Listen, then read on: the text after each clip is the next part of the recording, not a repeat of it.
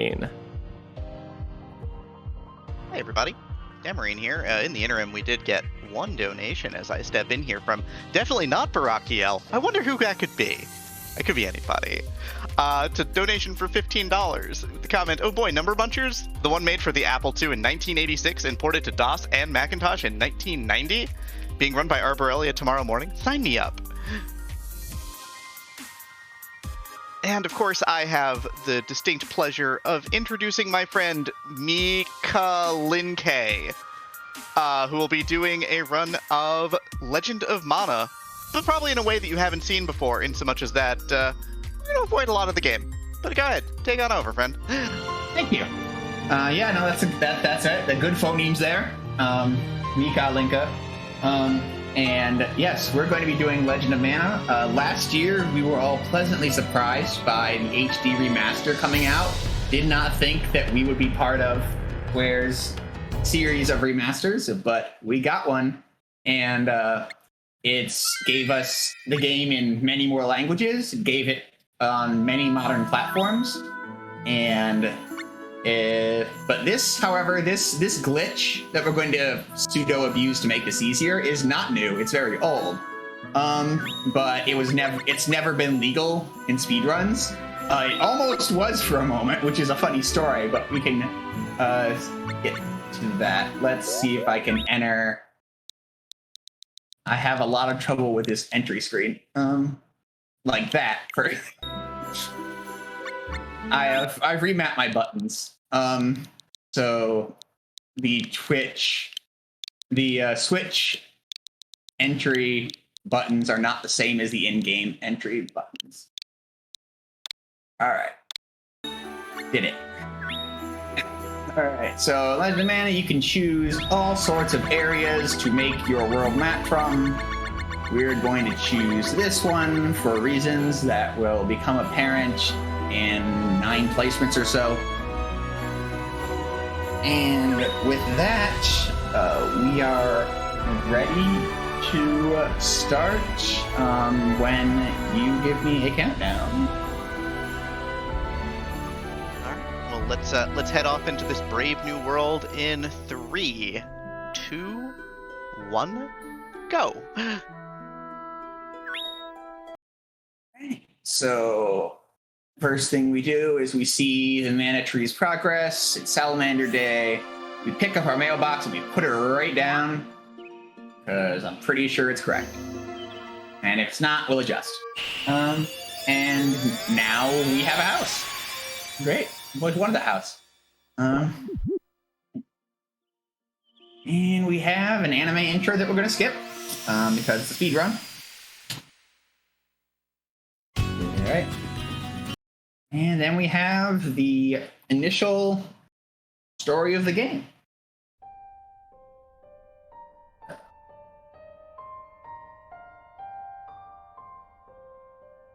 That's what I need. There you go. You're even on the right screen. Good job.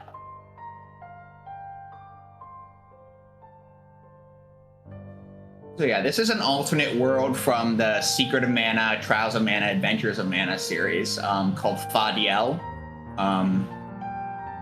And they go more into having other worlds in the recent mobile game, but in short, in this world, the power of mana has waned as people haven't wanted it as much, and our job is to help bring it back.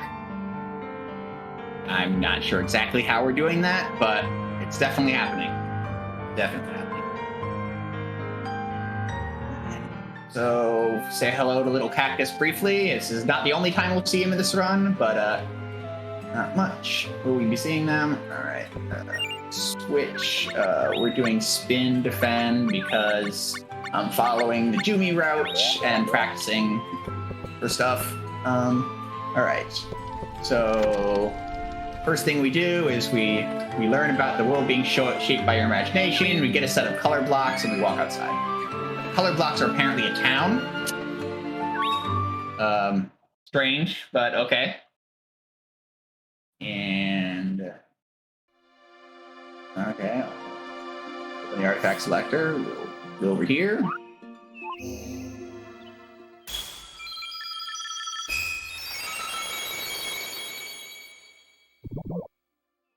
Yeah, it's terrible having to skip the Swedish. We'll get to see it at the end. Yeah, it is a fantasy road getting a home right on the world map. All right, so we head into Domina. We get introduced to a character whose name we canonically forget. So whatever that guy's name is, I've already forgotten it, or at least my character in the game has.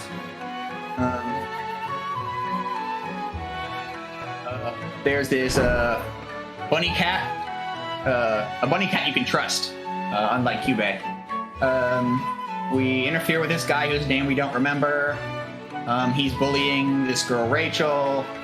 And if we interfere with the bullying correctly, Rachel will give us something we need, which is that Jade Egg. Elazul will say that it smells like pearl. I'm not sure why they chose that translation. And off we go.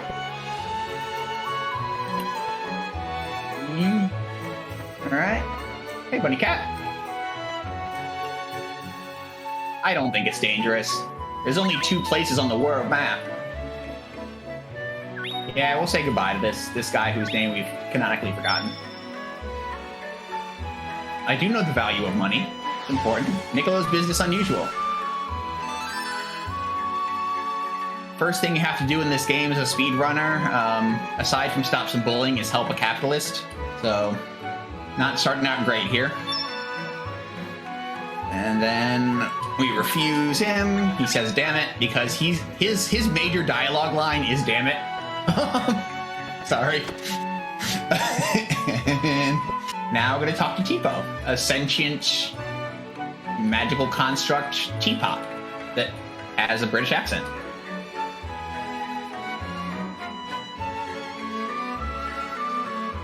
Nicolo tries to give him the flim flam for 50,000 lucre. Gives us the wheel to complete the hard sell strategy. It's true. Nicolo is better than Gilbert. Barely. All right. Great. We got some artifacts. We're gonna place them. So we got an egg. We're gonna put this egg over here.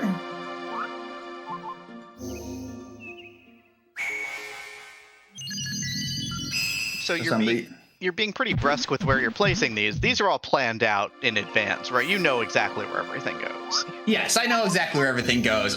One of my special skills, quote unquote, in the community is doing routing. And in this case, we are routing specifically to try to get access to what the category refers to as the bomb shop. Professor Bomb will sell you things, and I'd like to buy those things. But he has some special conditions involved in the selling and buying of those things that we are going to take very much advantage of.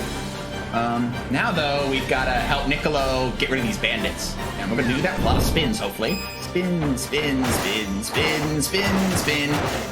Normally, spins dizzy you if you do too many at once.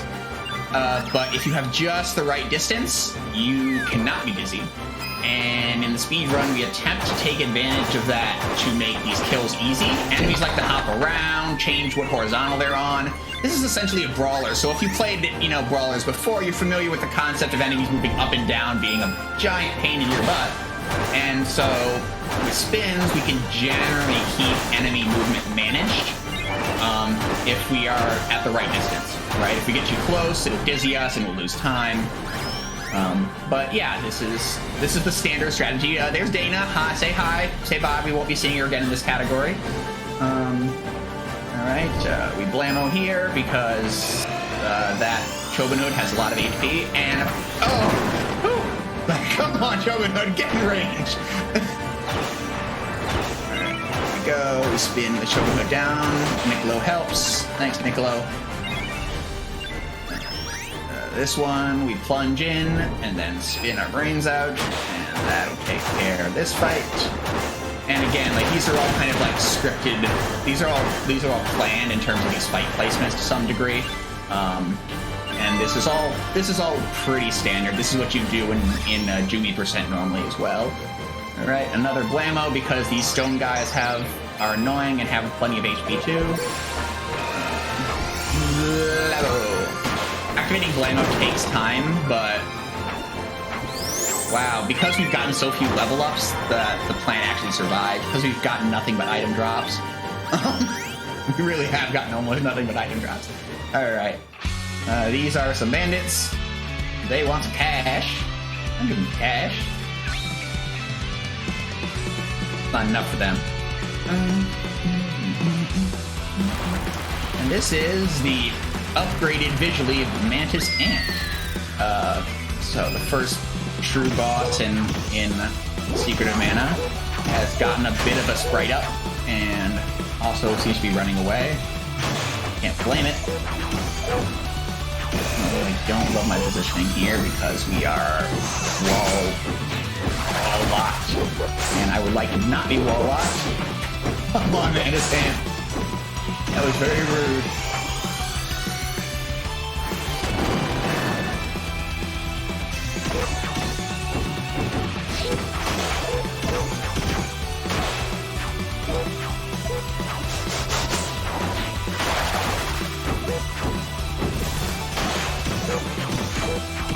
Not the best Mantis Ant there. What can he do? 2 levels up here would be great. Level ups are dependent on your weapon. So a weapon like hammer makes you very strong on your level ups, versus other weapons will give you various things. Staff gives you magic power, and so on. So we pick hammer both because it has high initial power and because its level ups give you strength. So those 2 things will lead a lot of runs to start with hammer. The longer the run is, the more likely you get a hammer start for reasons. Niccolo gives us some garbage that doesn't sell for 300 Luger, which is what we bought it for.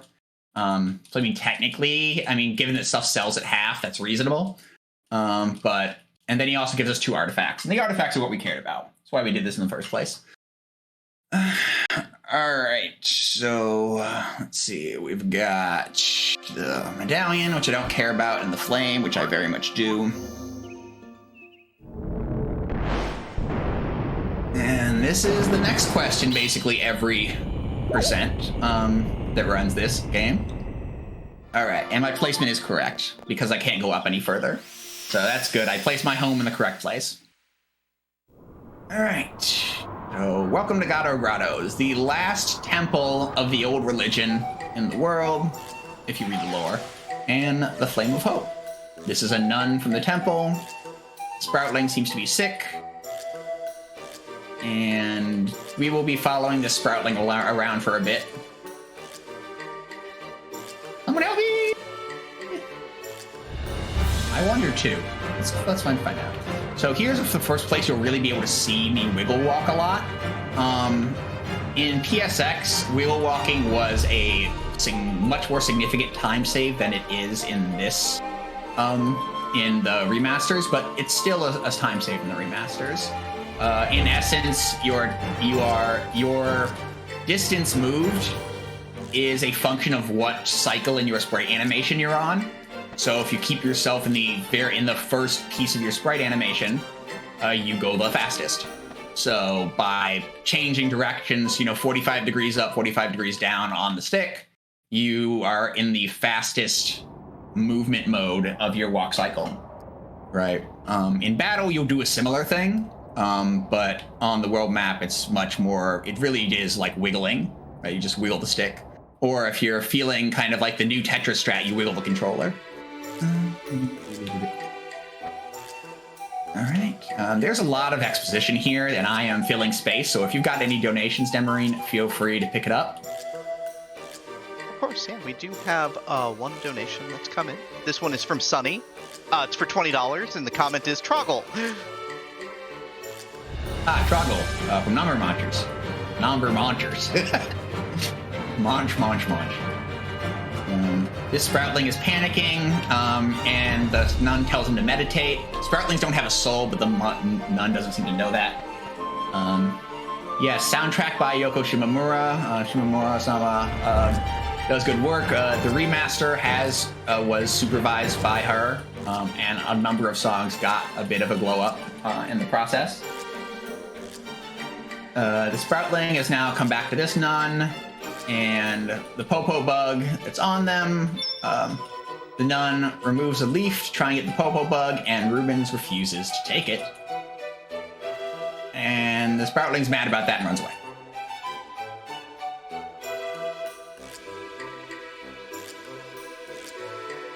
And the nun gives Rubens some tough lessons about life. And all that's great, but we have to go follow that Sproutling some more.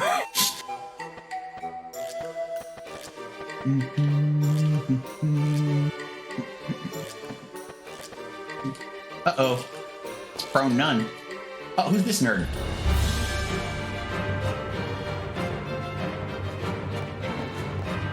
This is our not-so-great mouse detective.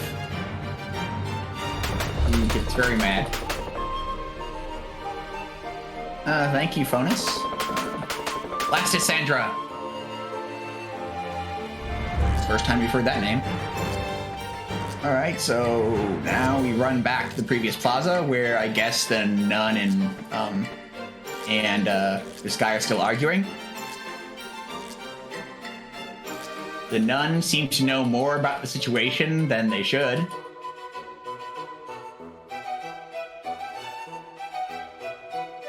I don't want to interfere in anyone's life. I don't want anyone interfering in mine. Just leave me alone.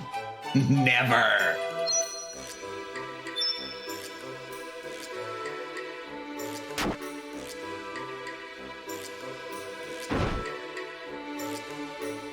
And now we've got some bullying.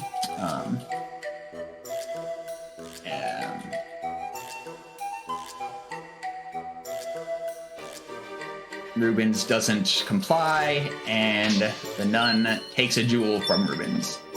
Literally from Rubens. Welcome for the raid, Argent.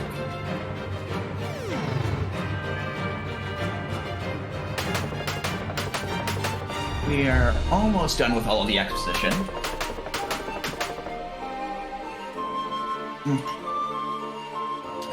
The game almost tries to trick you here. It gives you control back, so you think you can run away, but you have to talk to Rubens beforehand to get off the screen. So if you're a speedrunner, you just mash, and then when the game gives you control back, you continue mashing. And you're through. This short little pan down, where the not-so-great mouse detective explains what's going on with that little murder there.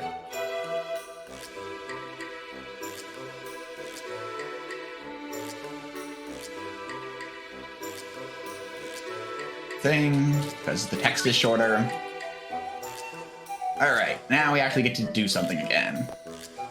The first thing I'm going to do is I'm going to do something that nobody does, and I'm going to equip a skill twice. That's because in this game, you level up skills by number of fights they're in. And equipping it twice means it gets twice the points.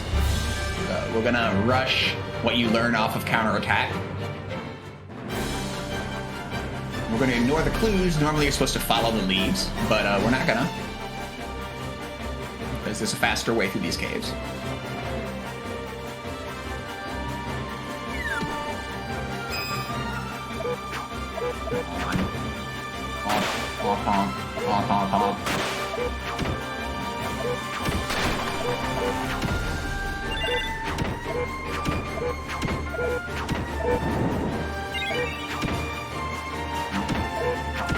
The honking you hear is part of another technique called power canceling. Normally the strongest swing that you can do with a weapon has a lag time after it. But by trying to use an unbound skill button, it says no, gives you that honk noise, and then you can react. So it shortens your lag time after swings. And we're through.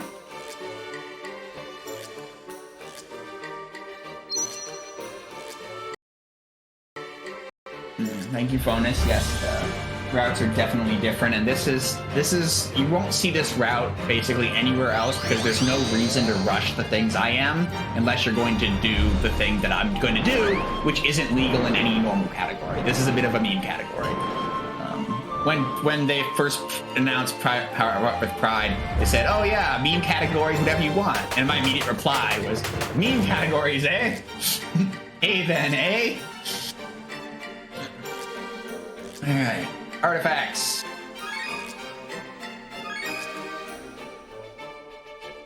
And that quest. Yeah. Great. We did it. We made it through that. We should have a bunch of artifacts, and I don't care because we're going to go right back in, and we're going to help out Niccolo again. Why? I'll tell you why. Because he gives us money. Also, I want to buy a hammer. First, I want to sell stuff. Then I'm going to buy a hammer.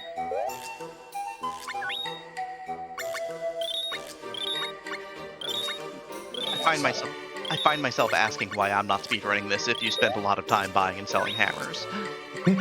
Oh, hammers is what it's all about. In the longer categories, hammers are in fact what it's all about.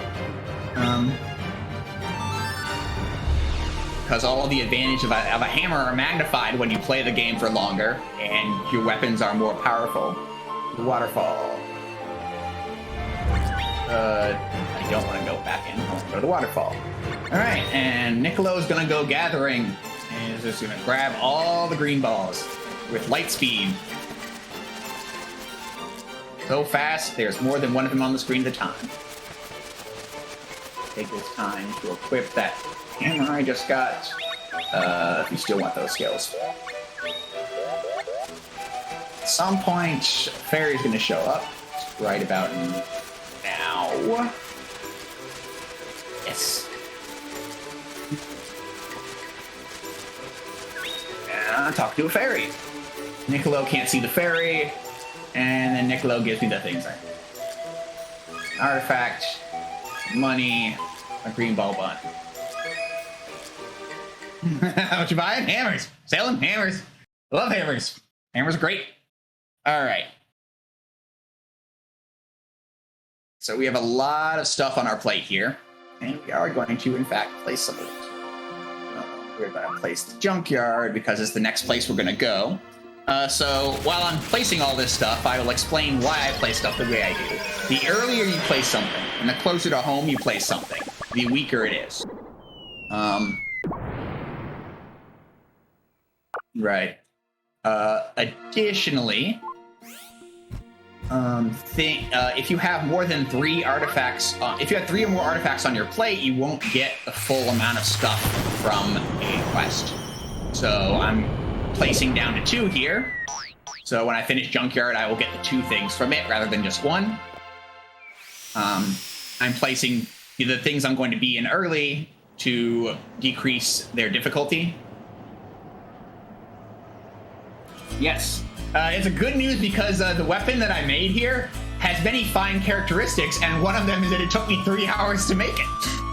So it took longer to make this weapon than it will to complete the run. All right. So we're in Inferno Gall now, and got some walking and some fighting. This zone is very maze-like, and it's not like just a maze. It's a maze with screens that change on you, so don't get off path.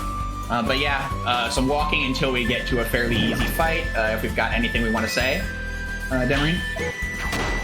Always. Of course, I just remember that is one of the great conceits of this game is maps that change as you move around them, so you're designed to get horribly lost. Yeah, jungles like that too. Jungles like that too, and you see both of these areas early on in the game, and it's a little tough. But we did get 1 donation in the interim. We did see $50 coming in from Risma. How can you play Number Munchers and not watch the cutscenes? I don't know. It's been a long time since I've played Number Munchers. We do have a couple of donation incentives that are a little bit for this afternoon. So, just want to let you know that hard mode for Mighty Gunvolt Burst is still up and available. We're at 45 of $300 for that. A little later, we have for Beat Mania Infinitas, we have play Rainbow Colored, the unofficial Pride song, which is at 280 of 300, so that's almost there. And then, of course, the big one is for tonight for the Quickie Mountain to unlock a mod that is near and dear to my personal heart, as well as just a generally fun-looking run. We're at 902 of 2,000. So again, thank you all for your generosity, for your donations. We sit at $4,417 so far this event, which of course is fantastic. So these monsters, these poltergeists were brought back. We got some Hollywood, which will sell. We got two more artifacts. The Moon's Mirror is the one that we really wanted, which is why we had to sell down, or had to place down. We will get this very kind of pseudo-dark thing from Toys. The toys believe that to die is to be saved. This is a junkyard of broken war machines that were actually animated toys. Don't think about it too hard. All right. So, junkyard over. Next place I want to place is this dungeon is a dungeon you go to the most in this category. So the earlier I can place it, the better. So definitely happy to get that thing placed now. And I need to place one more thing. We're going to place Geo because nobody cares about Geo. Yep. All right. Good deal.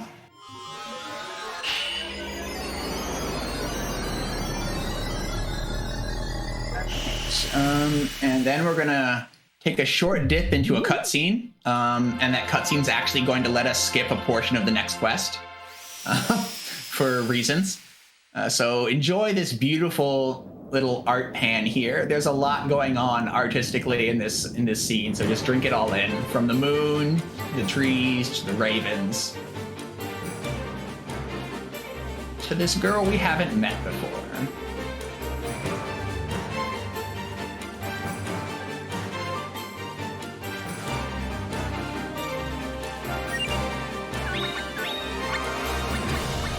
And we're out of here.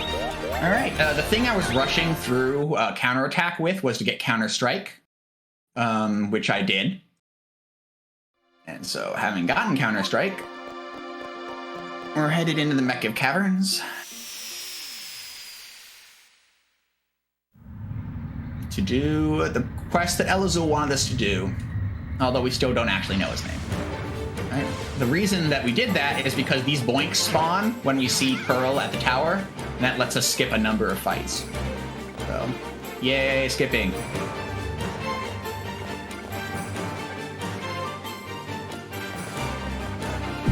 And we're back to trying to spin at the right distance. As the mushrooms try to move in and ruin that distance.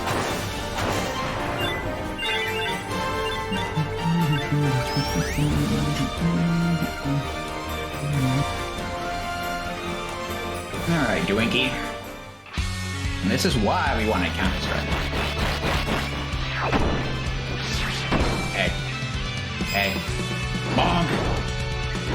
8x hammer damage, although it helps if you're facing the right direction. Dwink loves to use STs, so getting through Dwink as fast as possible is usually what you want with your life. Hit me 3 times. Yeah, that's a good Dwinky. 2 STs. Fine, I guess. At least he chose the fast STs. Alright. And drink it down.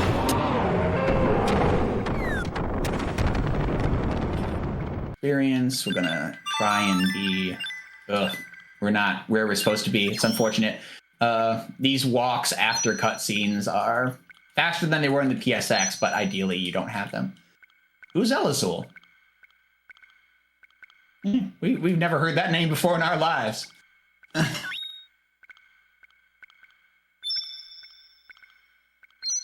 Alright. I guess that guy is Elazul. Alright. Did she do anything to you? She was after your core, wasn't she? Elazul was a little paranoid. It's fine. Pearl won't leave Elazul ever. Pearl blushes a lot. Has really floppy clothing. That's all I've done for her. Stone Eye and Firefly Lamp. We need those.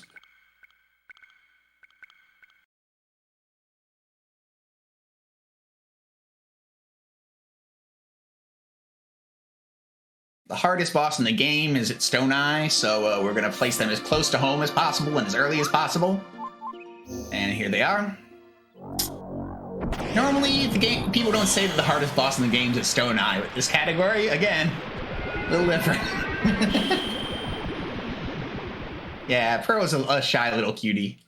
All right, and then Lumina.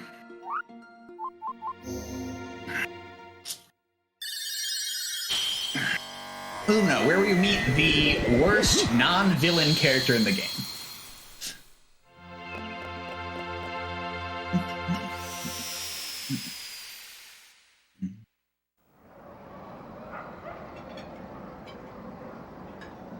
This way, Bright Moon Alley, Morning Moon Alley, head in here, and we meet Monique.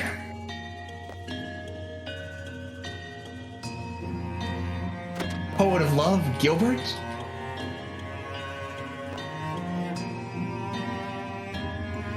Oh, that's very nice of him. He's gonna sell 6 lamps all by himself, right? Right? We're not gonna get roped into this in any way, are we? Okay. Of course we are. It's fine. Fine. You know why it's fine? Because we're gonna take all the money that we get from this and use it ourselves. We're the hero. Be quiet. First, though, we have to learn the Dudbear language. So get ready. Dub, dud, duba, duda, dubba, booba goo goo, dada, da ba, da da da, duba ba ba, baba, dada, gak, and bub. All right. You got it? Have we got that straight?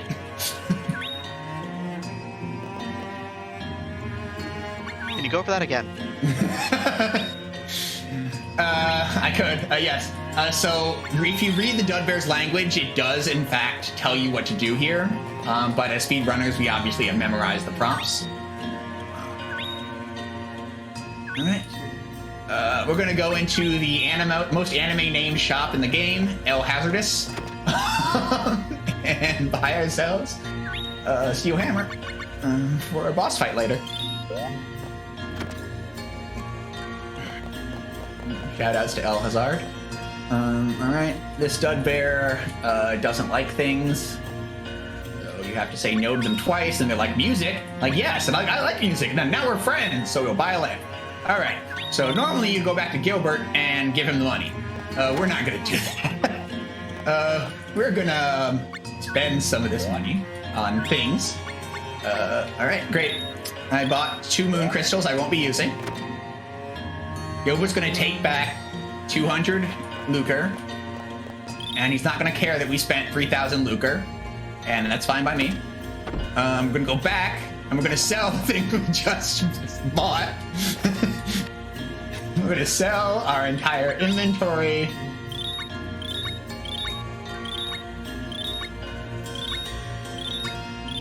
Because we have to get up. Okay. There we go. All right, 2614 is our number. All right, so if we can buy a knife for less than 2614, we're good.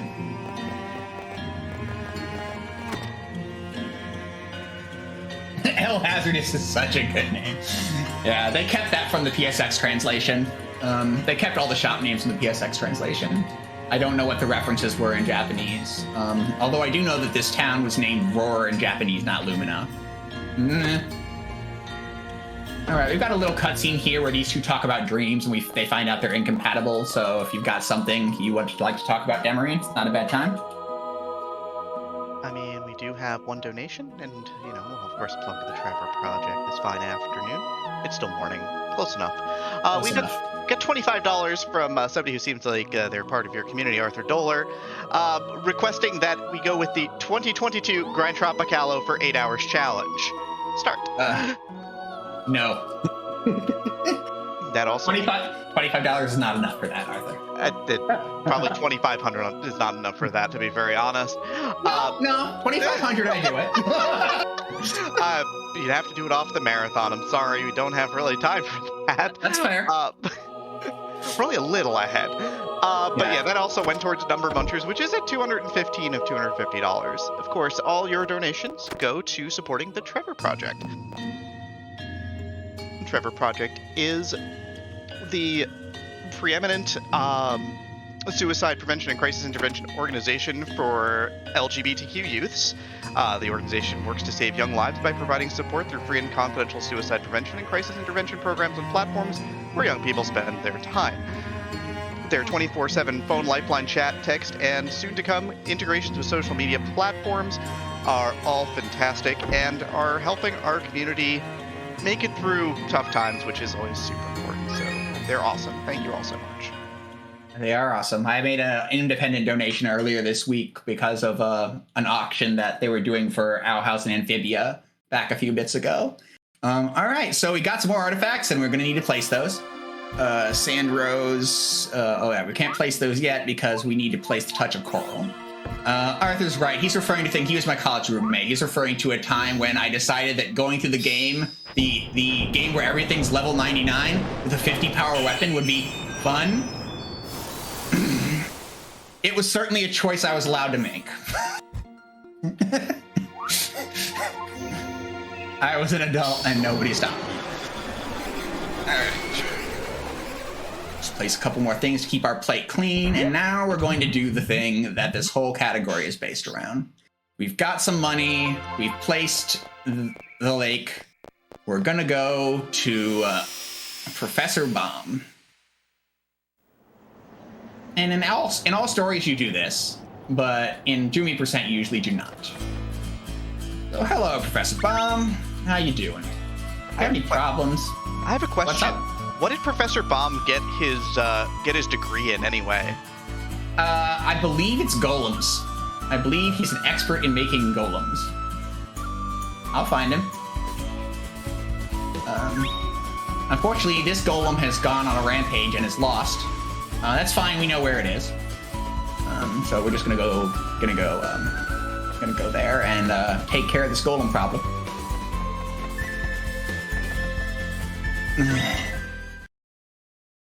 All right. So the golem's at the lake. If you go, there's a fortune teller that helps you get around. If you go to the fortune teller for this and you don't know where to go, just say an encounter at the lake. Ooh, how romantic! This is not a romantic encounter.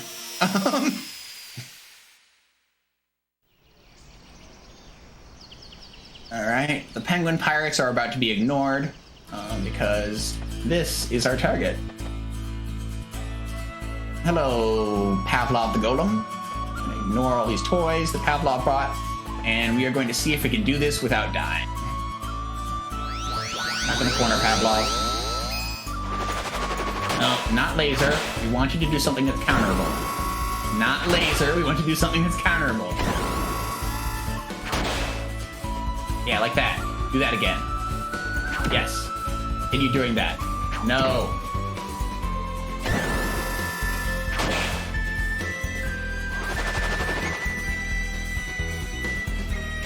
Rude. Continual rudeness.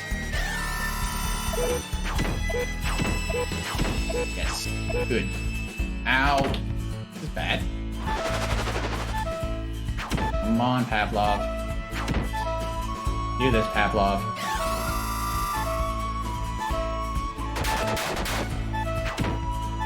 Come on, Pavlov. Only 2 more. 1 more. Yes! Woo! Thanks, Pavlov. Thanks for being a pal. All right. Hardest boss done. Now we get to do the thing. So, this game has a tempering system. It is inordinately complex. It is asymmetric in that things you would think should have counterparts don't. It is natural and messy and kind of related to the Chinese elements and all very complicated. And using that system, you can make a very powerful weapon. But that you can put that weapon up on the bomb shop, cross-file. But it has a cost. We don't have much money, so I can't make any sort of weapon. I have to make the cheapest weapon possible, right? So we have made the cheapest, most powerful most wooden weapon that you can make.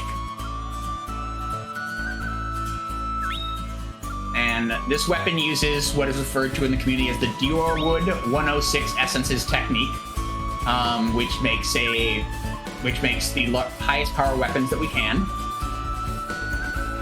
Great, now in business. I would like to buy from this boy. I'd like to load this save data. It's a Dior knife, made out of Dior wood, and its attack power is 999. I can't afford that. We'll haggle. Not quite, no. That I'll take. Stop mashing, because no is the default here. We did it! We have a weapon. It's a little powerful. Alright. So now we're playing a new game. And that game is, will any enemy in the game be able to take more than one hit from this weapon?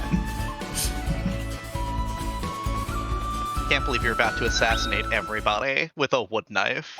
I am about to assassinate everybody with the best wooden knife you can make. As I mentioned before, it's 3 hours of forging just to make sure you don't screw it up. It's easier with auto save, but you can't actually see your forging status in any real way. Like, you can only see the top line numbers, so you know that it's going up or down or whatever, but like there are times when like 2 steps have the same number. And that means that if you don't remember, wait, did I do one of these or 2? That you can screw it up. Yeah, it's a lot of tempering. If you're doing it legit, it requires like 4 or 5 playthroughs because it takes 18 mirror pieces. You can only get 4 per playthrough. Or you can use Ring Ring Land to get some of those.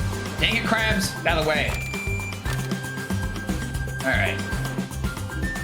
Hey, you're dead. And you're dead.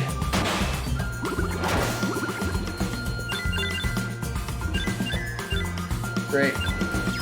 Hey, buddy. Are you dead? Yeah, right, you're dead.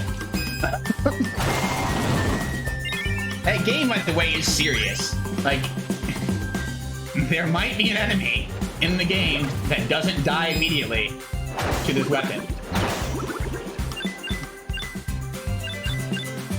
All these poor sea creatures that you're just massacring now. Pretty much, yeah. I mean, they don't have to get in my way. They chose to get in my way. What a cute little fish guy. Explodes into a pile of bones. Alright, here are a couple of bats. Nobody cares about bats, right? Vortex of Death. Great. That's the skill the only skill we're going to be equipping. Vortex, we don't need Counter-Strike anymore. So we're going with Jump and Spin. We don't really need Jump either, but we do in fact want Spin. Alright, this guy's a bit of a troll. He can bounce you on his nose like a seal, but now they're dead. They're called Big Baby, even. Like, alright, we got some crabs here that we can't really avoid. At least I can't avoid. Alright, we got another crab and a jellyfish. And they're taken care of. We got a couple crabs here, and they're taken care of. Rising Eagle, which we won't be bothering to equip. Here we've got a really cool, like, sawfish looking thing.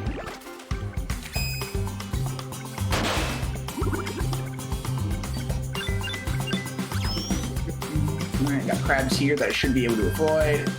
Alright, boss music, because it's boss time. Boss time. Boss time. Alright, it's Full Metal Hacker, a classic of the series. Alright. Maybe nothing will be able to survive this night.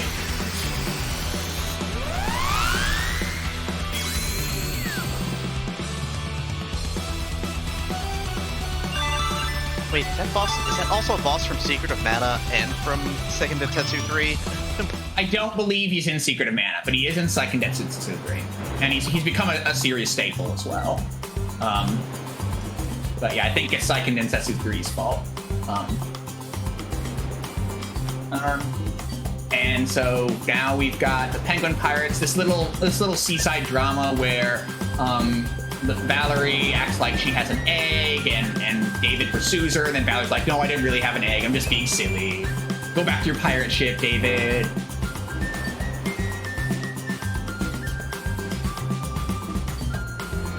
Or the crowd here. And then we find out, actually, she totally did have an egg. Ooh, big drama.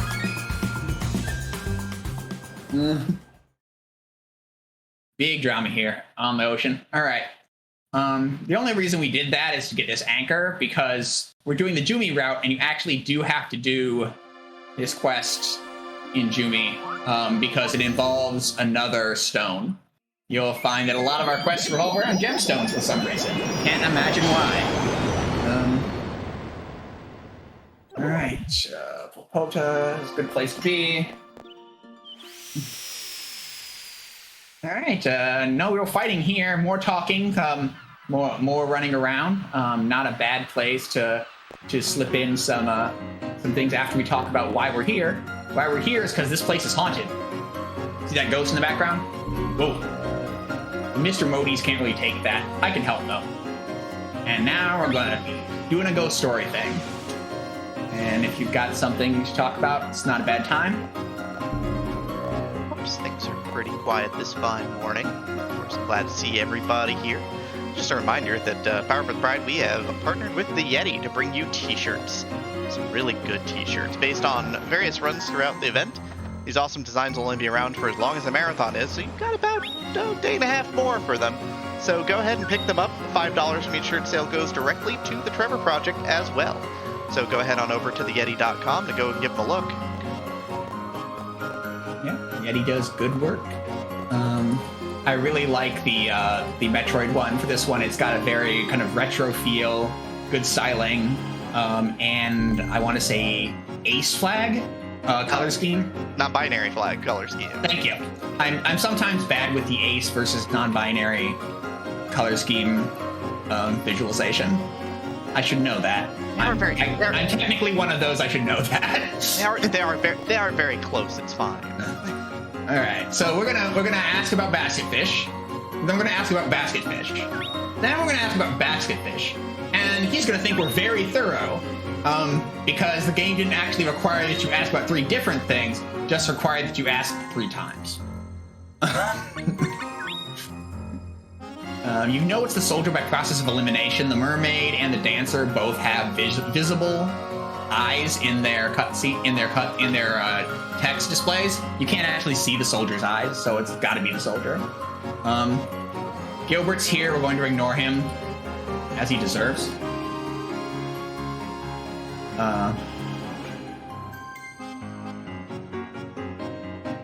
Let me guess. There's no category Be Nice to Gilbert %, huh? No, actually there is, and it's the category in which we save his life from being stoned, which is all events and platinum %. We have to save his life to get the event completed. There's a quest later where essentially he gets his comeuppance, and Monique decides to save him, right? And he's learned a lesson that perhaps he shouldn't chase girls all around the world. Especially ones that are basilisks, and that tell him they're basilisks, and that tell him to stop bugging them. Perhaps he should not do that. Boundaries are very important. Boundaries are very important. So he learns a lesson, and as part of that lesson, you do have to save him. It is funny if you don't save him, but you do have to save him for the technical category. That is another kind of meme % thing. In like bingo runs, which people have started working on, Fonus in particular, there is the bingo, leave Gilbert, right? Like, leave Gilbert stoned as a bingo square. This whole ghost story, right? Like, we've been asking around about it. We found out that that the fish has a gem that can let you see what happened on the water, and we now see a siren apparently is the one that sunk the Empire's ship, which is what Thomo cared about. And then the ghost appears and wants the blue eye. Note that the mouse detective's gone. Oh wait, there he is. Huh? Wait, what? Wait, what? Aha! The Sandra got you in disguise again. Sandra was disguised as that guy. All right, ghost story solved. Drowned Dreams. All right, so that takes care of all of the incidental Jumi stuff. So now we're ready to proceed with what could be considered the Jumi storyline proper. I can't drop that yet, can I? All right, so we gotta go to Duma Desert though, and this is to set up some speedrun stuff. So if we were to go to Geo right now, which is where we need to go, Gilbert would be trying to romance aforementioned basilisk woman here, Cathinja. So we don't want that to happen because it gets in the way of us doing stuff. So we're going to make sure that Cathinja stays in the desert. And we're going to do that by seeing her in the desert and then leaving. We're also making sure that the principal of the magic school, Mephides, stays in the desert. I don't know what to do either, so I'm going to leave. All right, so now those two actors are stuck in the desert. Very good. All right. Now it's time to go home. Also, we're going to place some stuff.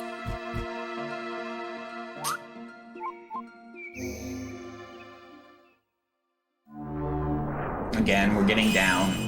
We're just getting stuff off our plate, but also you have to have 18 lands placed to finish the game. And so we actually need to place some stuff.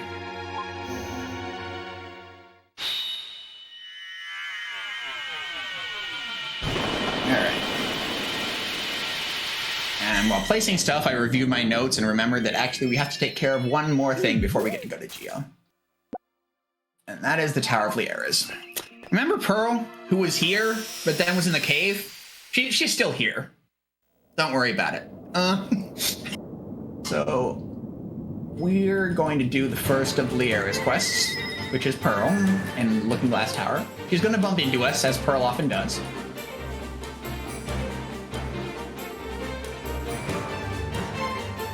I'm going to try and stop her. She's absolutely not going to listen to me, and we are going to head up the Tower of Liera's. This is one of the longer dungeons in the game. Thankfully, I have a very strong wooden knife.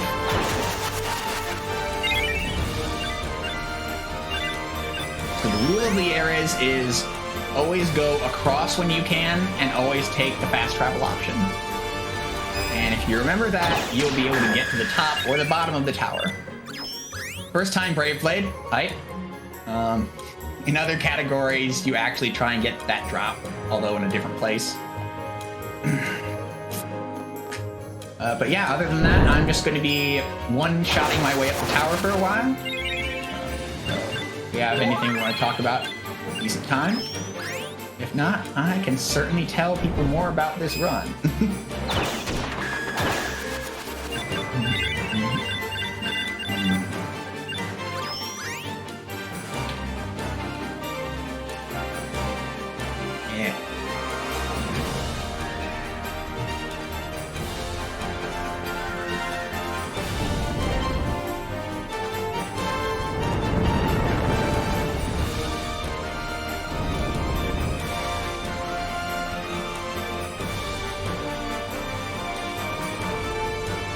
Sprite statue.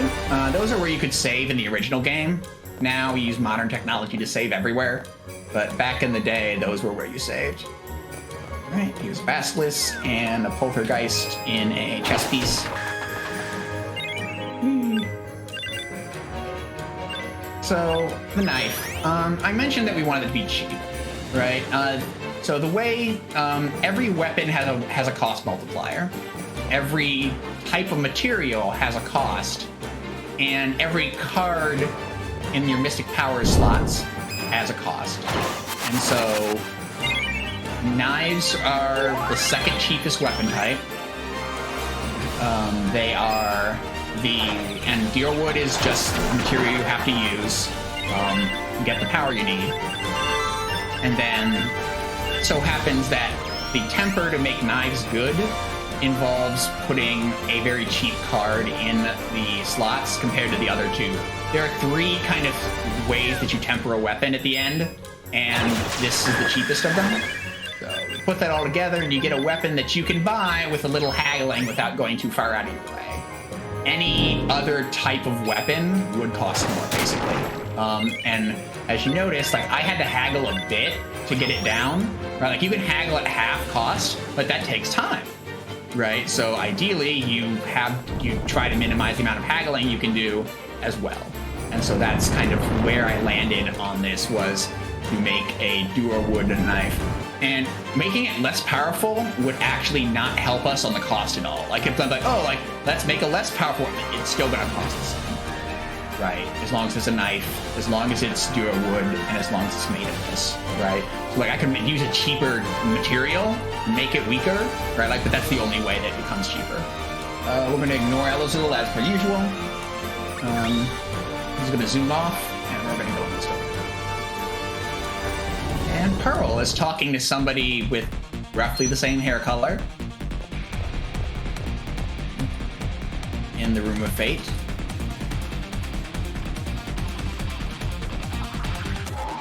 And boss music is here. And a giant metal centaur shows up. And a giant metal centaur sinks back into the ground.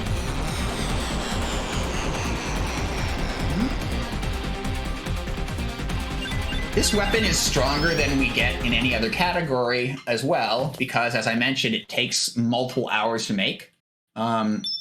It's like, that's not time you can get back, right? The all stories and all events categories are where you start using the tempering system in this game. And even then, we do kind of like quick 20 item or less tempers to try and, right, like to get our power up to a solid, right, like 188, 288, or like somewhere in that bound, right? Like in between the 2 categories, but nothing like this, right? Like this. And to put that all in context, the best weapon you can buy in the game is 50 power. The best weapon you can get as a drop in the game is like 62 power. The tempering system is very, very powerful. All right, we're squishy sprites. We jumped down 6 floors and we're fine. The realization as a kid that, like, I beat this game with a 50 power weapon was just, it's an experience. It's an experience I wouldn't wish on anybody, but it's an experience. Beating the normal game with a 50 power weapon is not so bad, right? Like, we do that in the other speedrun categories normally because we don't have time. Like, Brave Blades in like the 40s, right? Right, like, we don't have time to temper, right? Like, so we just have to kind of get the best weapon we can get along the way. And so stuff in the 40s or 50s, like in the 40s is generally where you end up. But yeah, like it is, right, like, there is much more power in the game if you can figure it out. Unfortunately, despite the game saying, oh yeah, it's easy to figure out, just try stuff, it is not in any way easy to figure out. It is immensely complicated, and in the US, we didn't have an Ultimania to buy to help us. So back in the long ago, which I was a part of, right, like, was all this kind of like, how do we figure this out, guess and test type stuff, until somebody I know, Terrence, from the Game Fact boards, who was around in kind of a lot of the Final Fantasy spaces as well, helped just rip the data from the PlayStation, the assembly, and like raw decoded it. Somebody turned that into a C program, and right, that's the genesis of kind of all of our temper calculators today, right? Like, that's the ancestor of all of the temper calculators we have today, right?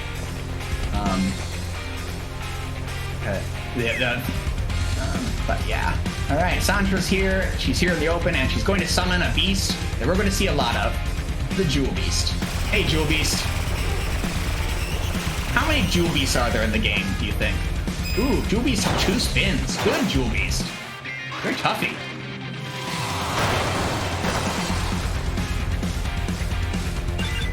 Right, Pearl, stay here.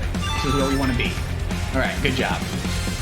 Again, the actors have to get into place for the cutscenes. Pearl walks, she doesn't run. So sometimes she's up in the upper right-hand corner, and that's just Pearl slowly walking towards the center of the screen.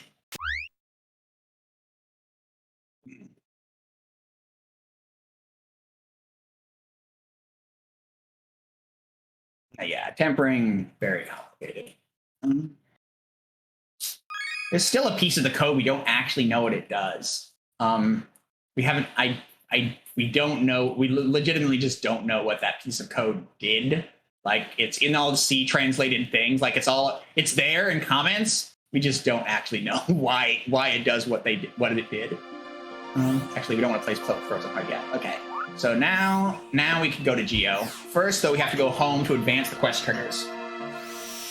Yeah, our daughter is explaining Tropicalo and Laban. In other categories, we might fight those bosses. Not in this one. And that's not a bad thing. In Fairy Percent, you have to fight them.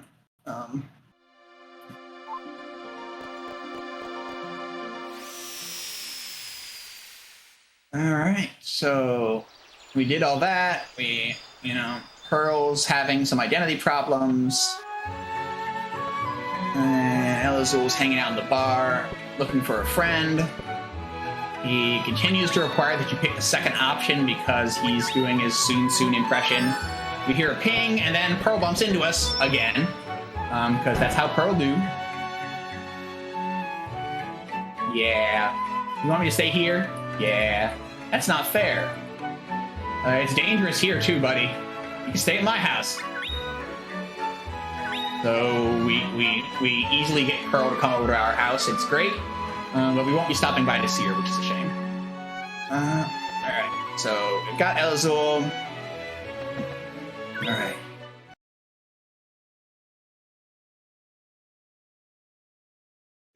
Dryad Day leads to Undine Day. We are off on days, but I can fix that. Actually, that was the fix, and I missed it. Oh well, we can fix it this way, too. We're just going to stay at the Denny's an extra time. I don't know that I'd call those speedrunning chops, but when it comes to grinding things out, there's some. All right, hey, the cutscene we wanted to see happen. And this sentient piece of glass is going to call this girl a mudstone. That's not okay, Nunzak. Very not okay. We're going to stay at the Denny's real quick, or the IHOP, or whatever late night coffee place you prefer. If this were Canada, it's Tim Hortons. I guess. I don't know if Tim Hortons actually does 24 hours.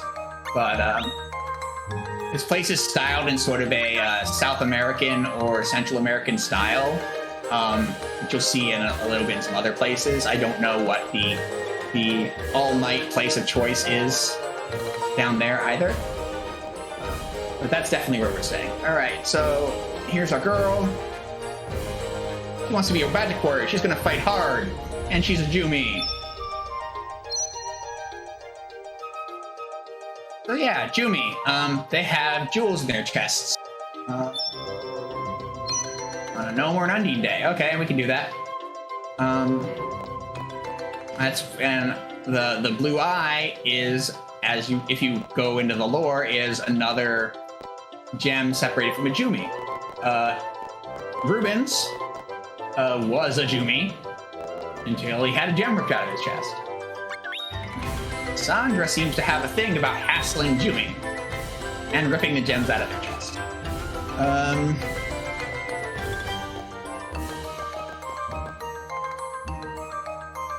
Alright, so we go to the library, find our green-haired new friend. Quiet Mudstone.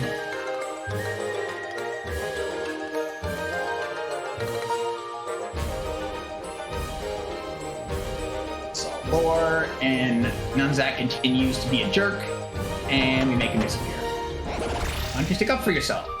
Because if everyone thinks I'm a Mudstone, nobody will kill me. Whew. Esmeralda's looking for her sisters. Ping! The Lucky Clover.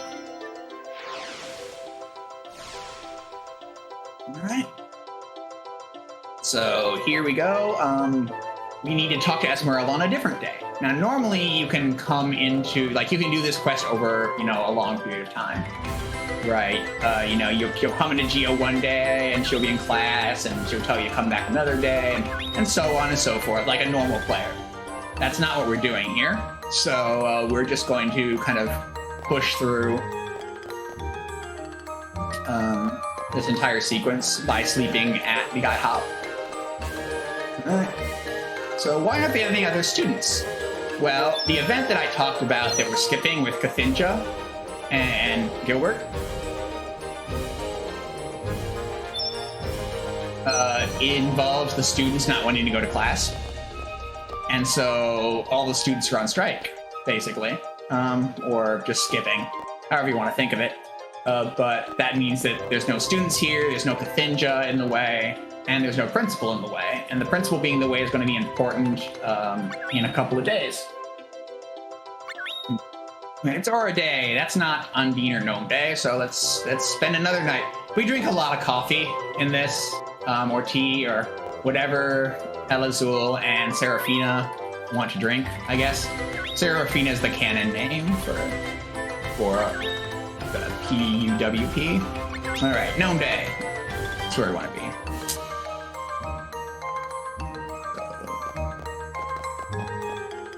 Try and ignore this green guy. Oh yeah, shout out to the black mage in the background here of the magic school. We'll see it again when we walk out. All right, we've learned Esmeralda's backstory. Farina, the healing Jumi, was kidnapped.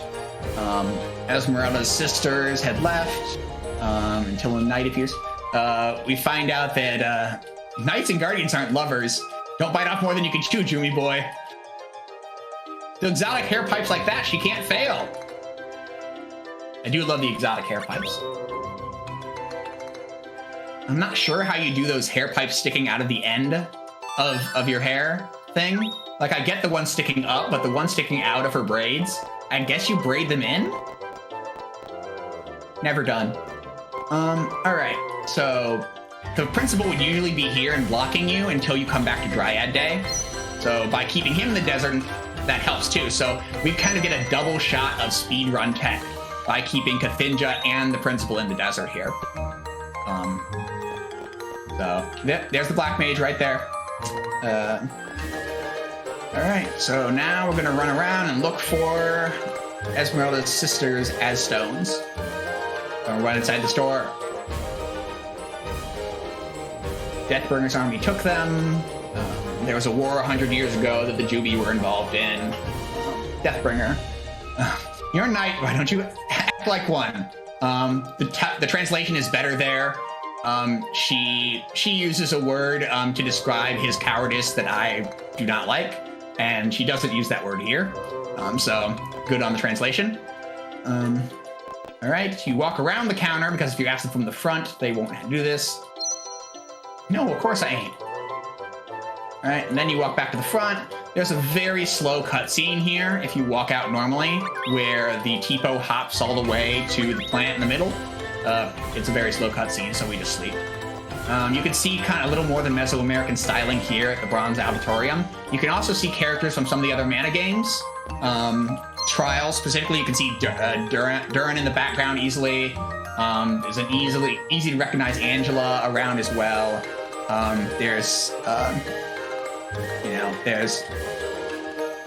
So more Mana series references. All right, and here is Diana, who, if you remember, Crimp, right? If you remember, this is Rubens' quote-unquote girlfriend in Geo, who is not actually in trouble, so I don't really understand what's going on in Flame of Hope, but I don't have to. All right, another one of Esmeralda's sisters. All right.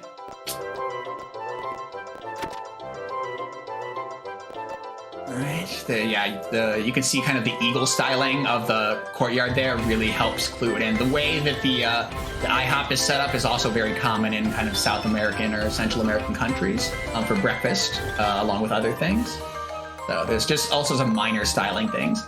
All right, and there is a gem here. You bloody well stop that. Okay, here we're about to be hypocritical and incredibly hypocritical. Violence is wrong, we say. have you seen our murder knives? Esmeralda tells this Tipo her story, and it sets the Tipo to crying. Tipo would be glad to cry for the Jumi, but can't. Not only are they a magical construct, they're not Jumi. Uh-oh, be water! Sandra waited for us to get all of the gems, and then she cards us.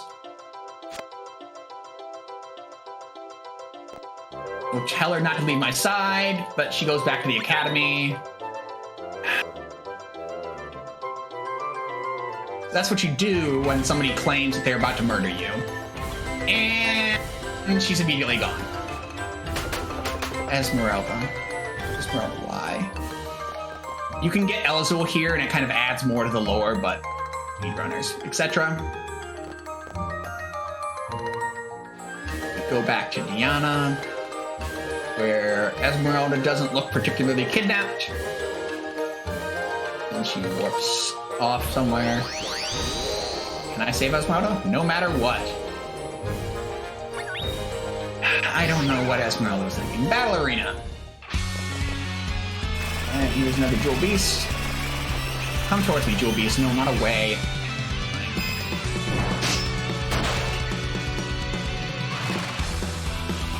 And Jewel Beast is down. That's 2 Jewel Beasts that we've seen so far.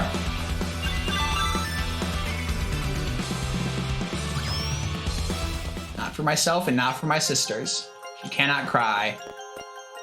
And so Sandra takes her gem.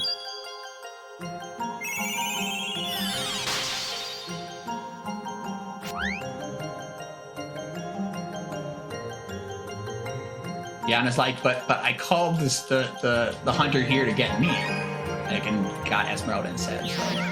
Oh, hey, it's Pearl. She's warm and happy in our house. That's great. All right.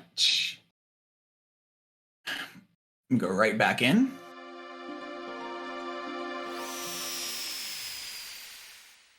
And Elazul's guarding our house now. Hey, Elazul. Not yet. Which is not true. Fool Hunter must have kidnapped her. Osmo! Leave to the world map. And we get a world map cutscene. In the original Japanese version, this did not send you back into the land that you were on. In the US version and then the HD remaster, it does. So it just wastes our time after the cutscene. So it's not just this little card cutscene, but then immediately we get sent back into the land we were in. Thanks, programmers. Don't know why you did that. All right. So yeah, Pearl has been kidnapped. And off to Mecha Caverns we go.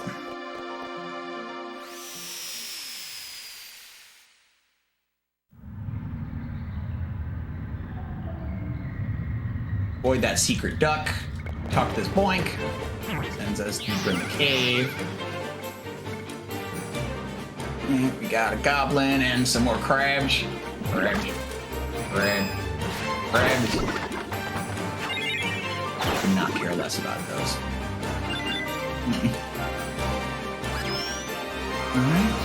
Alright. Here's a funny looking guy. Very polite. I'm aware of that.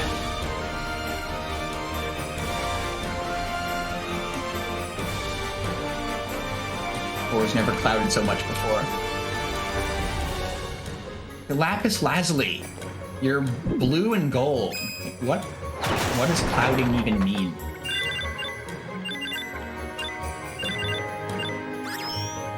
Remember I placed this place first? So this place is actually very weak.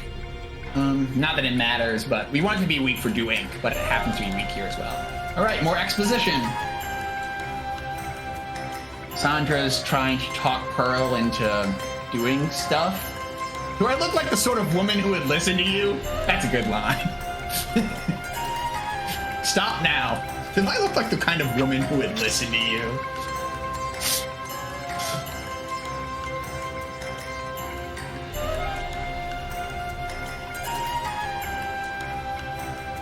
And now, again, she's trying to get somebody to cry. A Jimmy to cry. This polite guy. The Lord of Jewels.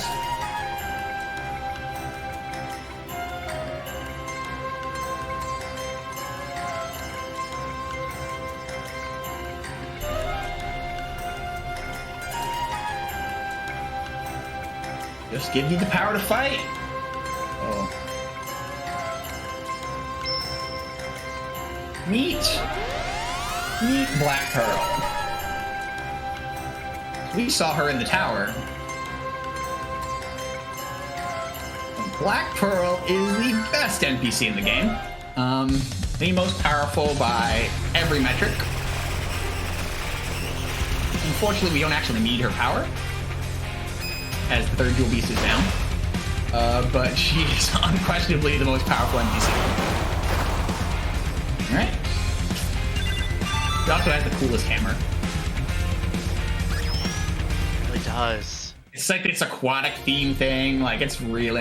Well, this whole Pearl motif, right? Like, she has kind of a clamshell thing going on with her skirt, right? Like, with her armor. Because that's an armored skirt, right? Like, so, like, she's doing a clamshell thing with that armor, right? Like, she's doing an aquatic thing with the hammer, right? Like, she's really leaning into a full, you know, Pearl motif, right? Like, with her entire kit.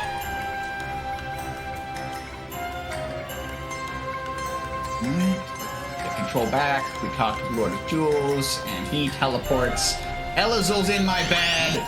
Boo! Get out! Get out! Alright, fine. Fine. I guess it's okay.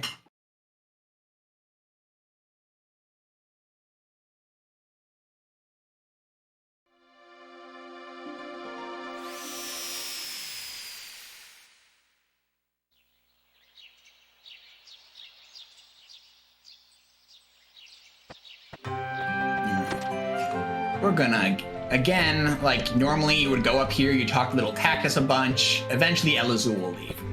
We're gonna speedrunner it and go up and down the stairs 6 times, and then Elazul will leave. Because that's what it takes. I'm gonna double check because I was talking during it, so I might have lost count. Nope, okay, I had the right count. I trusted myself. Alright. And now, little sorcerers. I won't be able to do my jobby job. Pelican walks off for some reason. Alright. Now we're gonna go take care of a problem. Problem is that he wants to give us golems that won't go on violent killing sprees. And I don't know why. Why would you do this? I want golems that go on violent killing sprees. Alright. This is the other cost of opening the bomb shop, is that you have to... Don't lie to me!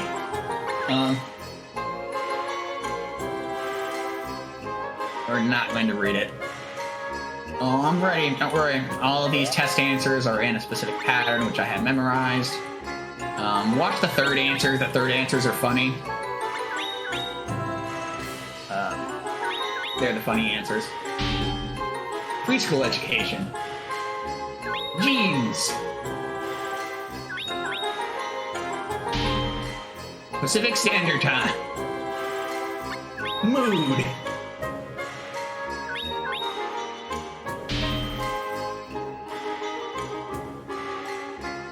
The armor's scent. How malfunctions. Love.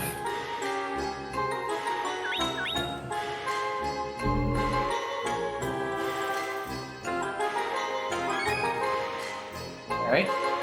If you've got anything to say, this is a reasonable time because we're stuck in Professor Baum walking around a bunch at the moment. Professor Baum continuing to walk around, huh? Oh yeah. Just continuing to burn time. This is the other half of the cost of this. I mean, hey, this is just a reminder that this is Power Up with Pride 2022 on twitch.tv/Power Up with Pride. To find out more about the Trevor Project, the wonderful charity that we are supporting, feel free. We have the link to their site in the panels below, or use !charity. If you're interested in donating, you can type donate in chat, not donut. I'm really hungry for breakfast. Find the schedule by using !schedule or incentives with !incentives. We have a couple of runs coming up after this. We're about halfway through here, but we do have the Sonic block upcoming in a little bit. Sonic the Hedgehog, Sonic Roboblast 2, Sonic Chaos, and Muscle March all coming up in a line, starting after this run is over. Yep. And then before this, we had Mean Bee Machine and Pac-Man. So I think we had a bit of we almost had a Sonic block, except for we substituted Sonic with Pac-Man, and then we had this thing. Even longer Sonic block. So yeah, we're back in Lieres because Elazul is confident that this is where Pearl is gone. So we're gonna go up the tower again. It's just as easy as last time, but now enemies will try to make a move for Elazul. And that's annoying, because Elazul is irrelevant, but it'll keep enemies from closing on me. And that'll mean that it might take 2 spins where it should only take 1.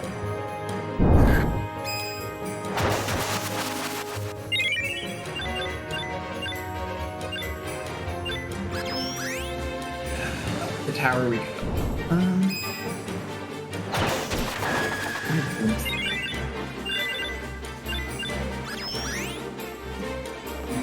Tower. Let's see. So yeah, I mentioned this is Jumi% Bomb Shop. Legend of Mana is a truly non-linear game. Much like Trials, it actually has kind of 3 end games. But unlike Trials, you can actually do all 3 in one run, as opposed to Trials, which has 2 of its characters as the main, go through one of them, to the other, and do the third. Right, like, then this one, you can actually go through all 3 main plot lines. Or just 1, if that's all you want, or all you can do, because it's possible to fail out of some of them. And that's another thing about it's non-linear. You can actually not have access to some of the quests. Getting all of the quests requires you to satisfy conditions that are not obvious sometimes. But yeah, Jumi% is one of those 3 main quest arcs. It's the one that's getting an anime, apparently, this upcoming year. Which I think is part of why they did the HD remasters, because it's good to have a game, a more recent version of a game than an old PSX game if you're going to do an anime. Yeah, like Legend of Mana really came out in an era when they were really designing RPGs for multiple playthroughs, because like a lot of the PS1 RPGs are like that. Think about like the Star Ocean series and Star Ocean 2, and it's designed for like a 4 playthrough run through, things like that. Yeah, and Legend of Mana definitely qualifies there, but not just that. Like, Legend of Mana was part of the Summer of Adventure, right? Like, Dew Prism, or Threads of Fate, Chrono Cross, and Legend of Mana. 3 incredibly different engines and incredibly different art styles, right? Like, all of them with new game pluses and multiple characters for multiple playthroughs, right? So, that Summer of Adventure promotion that Square did at the time. Like, even the game that was not really a part of the Summer Adventure, but which was Front Mission 3, and it's designed for 2 playthroughs. Right. But yeah, no, this is definitely of that time. Yeah, and I mean, another part of that, I think, was selling things like strategy guides and Ultimanias. And, like, this certainly sold Ultimanias in Japan. Sadly, the US strategy guide was not. Brady games. Not good. So now we get more Black Pearl and Pearl discussion, where Black Pearl is trying to convince Pearl, the Pearl half of her, to take Florina's place as the one who cries for the Jumi. And it's not really working out.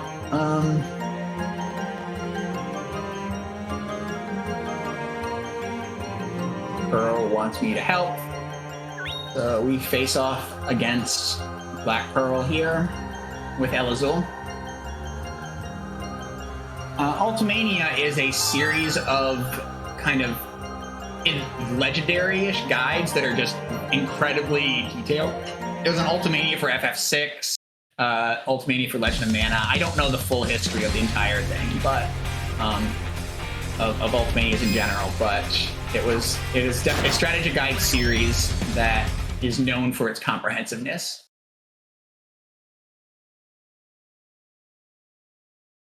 In this case, this game needed it because tempering was very difficult to figure out. We've got an important piece of lore there. He or she who cries for a Jumi turns to stone. Remember that old saying, that gun is on the mantelpiece, as it were. And now Black Pearl is Pearl again, and so El Azul and Pearl are off. Whee! And you get a better shot at the Black Pearl style there in the title card for Two Pearls. All right, back home again. Jiggity jig. Thank you for adding that bit of detail in the Ultimanias. Like I said, I'm not super on them. I have a strategy guide for a US game that's comprehensive, but not an Ultimania, and it's for Dragon Quarter 5. So, very different thing. Or Dragon Quarter, Breath of Fire 5. All right. So, you go to home to advance the quest world, and then you go to Domina because El Azul and Pearl are in the bar again, hanging out. I feel like Amanda and Barrett's is supposed to be a reference, but I don't know exactly what. I can take Pearl there for you.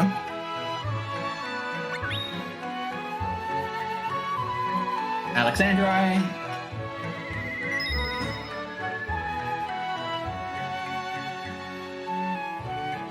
Dragon Quarter is about being a kilometer below the Earth, and not wanting to be a kilometer below the Earth. All right, and it's also about being a dragon and not wanting to be a dragon. Yeah, well, that's a little more mechanical. You don't want to be a dragon because you did. All right, so again, we see another card directing us to Geo, which is where we were going anyway. But actually, we have something else we need to do in Domina first, which is where we're going to get sent back into. And Little Sorcerers. Believe it or not, to finish the Jumi quest, you must have Bud and Lisa, or Bud and Corona, as they were named in the Japanese, at home. Really, like, you can't finish the plot line without him. That's the only time we'll see Diddle or hear his music. We miss you, Diddle. Now, time to hear Bed Like Orbit, the music which now sounds a little less like Yoko Shimomura ripped it off from herself in Parasite Eve in the remaster. Because it really does sound like Parasite Eve boss music, or battle music.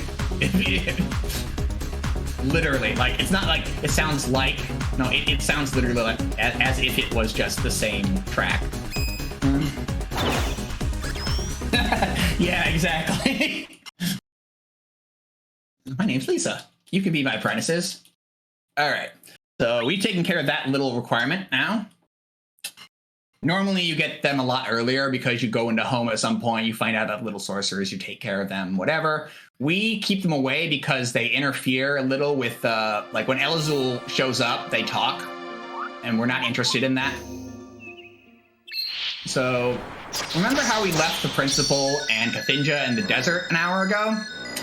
That's a problem now. It's a problem because an upcoming quest involves somebody dreaming about being in the desert. And the game doesn't understand that, so it just won't let you start the quest. Like, it's like, the desert's busy. There are a bunch of kids in the desert. Very busy.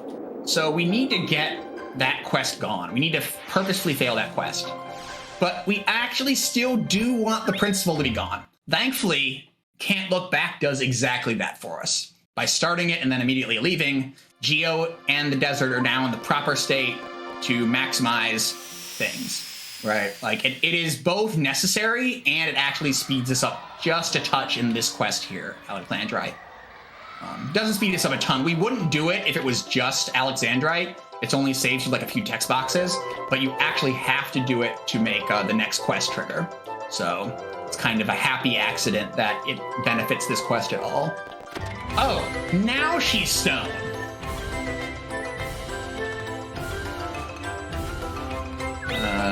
Pearl is very comforted by our presence. We talked to Kirsty. I heard that Jumi will turn to walks if they shut out their emotions. This other bee has an accent, like Charlotte does. We need to find the keys of her heart. And we're looking for the keys of Diana's heart. All right. Thankfully, they're all in Geo. This is not a worldwide fetch quest. We have to fight the try and go diagonally on the world map boss, and we get one.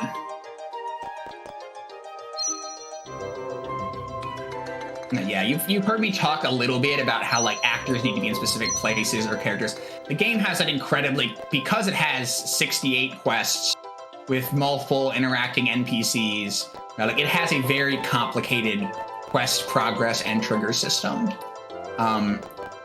and like that's managing that system is part of any speedrun of this game, really. But I think it shows up the most in Jumi % because of the things we're talking about here, where we specifically manage Geo quite a bit. But it also constrains us in the longer categories because it means that we can't do some things. You can't reroute, you know, however we'd like. Think, oh, I like to do this before this, and no, you can't. Cannot. Not allowed. So. All right, there's our 3 keys of pain and hope, and Diana's got some problems. Diana should reach out and get some help. I think that's the one thing about this game is that, you know, the art style is really bright and colorful and cheery for the most part. And, oh god, the storyline is dark. This storyline in particular is the darkest of the 3. It is... I put in a content warning when I subbed into this game, which I will tell you what the content warning is once we get to the point where it's actually clear. But this storyline is very dark. Diana clearly attempted to commit suicide by Sandra in the last Jumi quest that she was in. Right? Like, Sandra is just killing Jumi. Like, she is executing, right, like, every Jumi she comes into that can't cry. Right? And here, Diana explains a little more, right? Like, once Jumi were no longer hunted, they went back to their own city, and only one of them became able to cry. So now, like, you can't capture a Jumi and, like, use its tears to heal your people, right? Like, because only the one guarded Jumi can do it, right? So the race changed, right? Like, to be more closed off, but at the cost of one person, right? And Sandra seems to have a problem with that.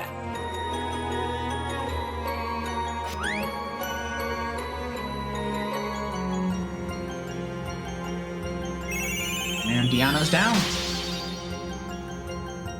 And Elazul is very angry.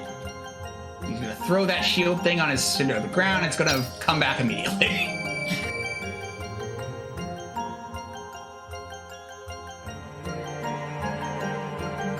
And that gem changes from green to purple for some reason. If you tend to cut us loose, do it now. So yeah, Elazul's been hesitant to get us involved the entire time, and that hesitance has not gone away. He's still like, yeah, like, you shouldn't be involved with this.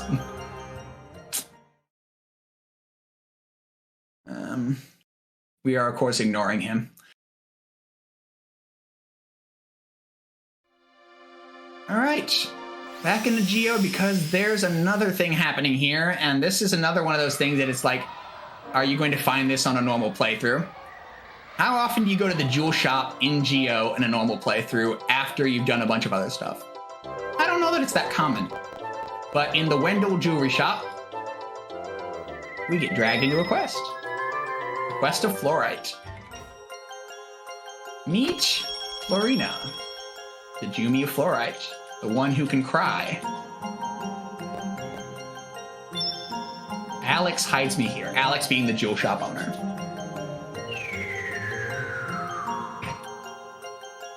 Your nightmares are so bad, even my tapir is afraid to come. Interesting cultural side note that tapir and Baku dream-eating demons get kind of cross-linked in the Japanese lore / culture, and so kind of tapirs are Baku are drawn to look like tapirs, and so the two are kind of now like tapirs are Baku are kind of like their associated things. So now we're in Florina's dream, and we want to talk to Niccolo because he's going to get us through this quickly. He'll teleport us around for 200 nuclear pop. Oh god, oh god, oh god! Too many fish, and they're all near Niccolo. Hey away, creepy fish. All right. Alright, we're gonna talk to Cutie here. Desert's the home of my soul. Yep, I like desserts too, but I can't live in a pudding. Nope. Little cactus is very wise. Alright, cutscene. Important cutscene. Yeah, we are in Florina's dream in the desert, and this is the reason that we had to move all of the actors out of the desert.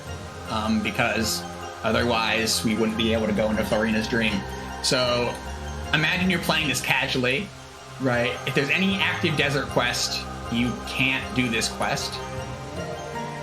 So you're following a guide or something. The guide says, "Yeah, go into this," and it doesn't trigger. You're like, "What's going on?" I don't understand.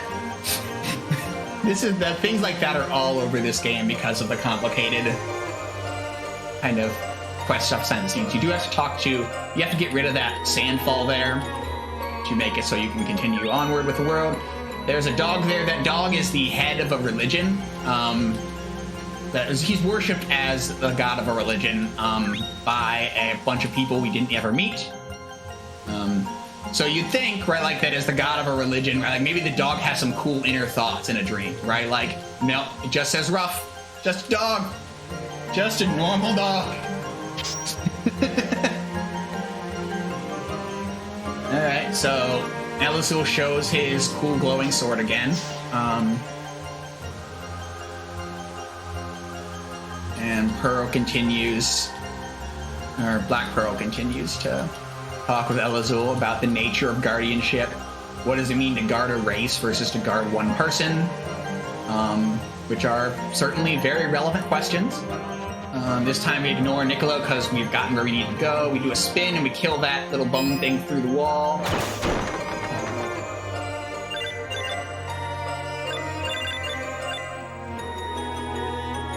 And then this is the last bit of the floor here.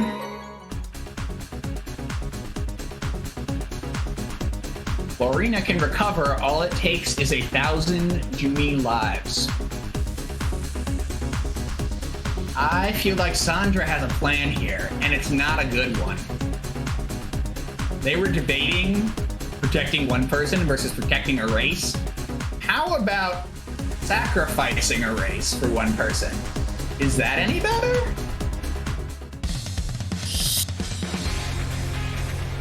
Hey, it's Jewel Beast number 4. Okay, well that one went down quick. Most of them are cameoing at this point, aren't they? They just sort of show up on the screen and just like get stabbed. So here's an interesting thing, right? Like, so I call that Jumi Beast 4. There are actually 4 versions of Jumi Beast, of Jewel Beast. They are called in the game proper, and in the game, like the game has a dictionary of monsters. Jumi Beast 1, Jumi Beast 2, Jumi Beast 3, and Jumi Beast 4. That was our 4th fight was Jumi Beast 4. And keep that in mind, because that's not the last Jumi Beast fight. Florina fell asleep. We did it.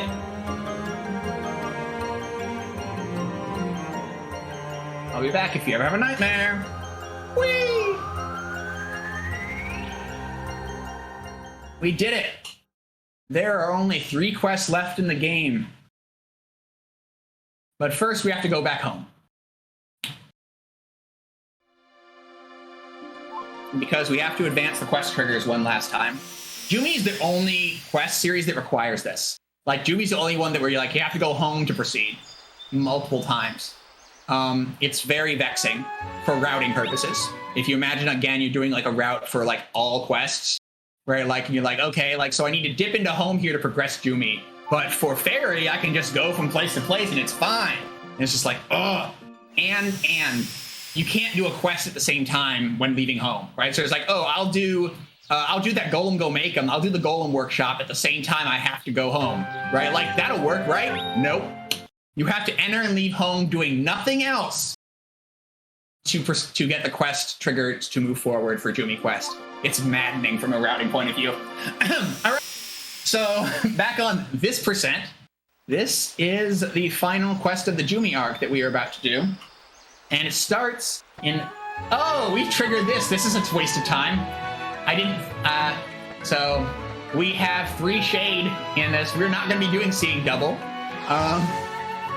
This is a complete waste of time.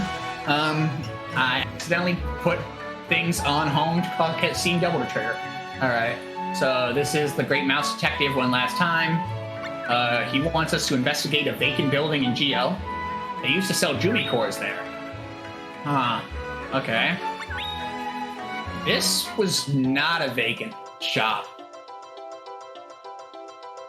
The door is open, man. Like, what in the world is going on now? Oh. Okay. Wait, and he can't follow us in. Abandoned jewelry shop. Can't do anything in here, you have to leave out, and Pearl bumps into you for the last time. Whoop, it's been so long. It hadn't been so long, Pearl. It's been a couple days. Elzil moves up to try and block you, but you need to talk to the box. And here we are, inside of the box again. And now, I have to mash for 5 minutes as they exposit. So if you want to talk, this isn't a bad time. Everybody else should watch the screen for the plot, if they can read this fast. Because yeah, this is the exposition component of the Jumi arc, right? The last pieces of it start to be explained.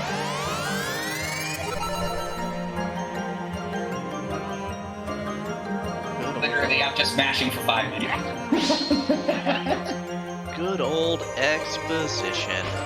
But yeah, so again, thank you all so much for hanging out for Legend of Mana here at Power Up with Pride.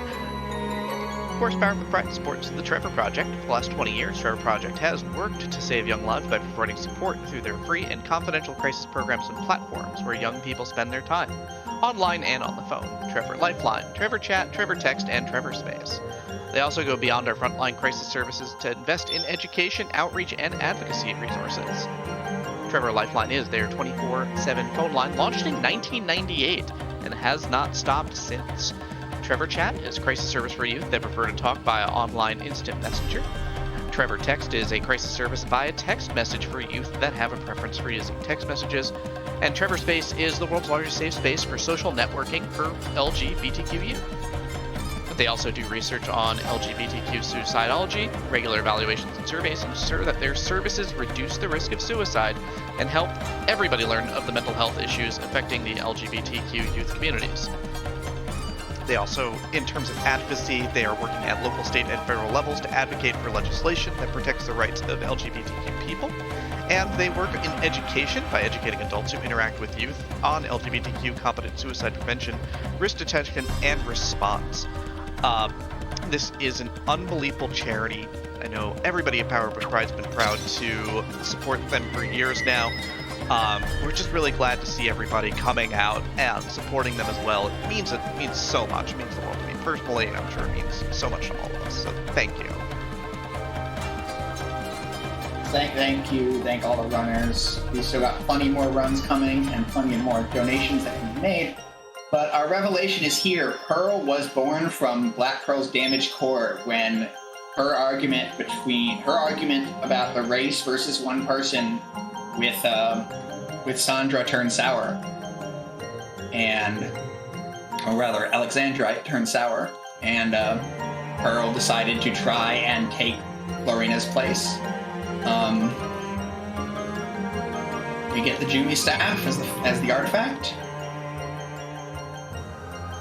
And Florina and Black Pearl tell us that Elazul should not go to the city. Like, Elazul is a relative innocent, whereas these two are the ones bearing the weight of the sins of the Jumi. So, like, please leave Elazul out of it. Unfortunately, that is not the fastest route. As a speed run, we take Elazul.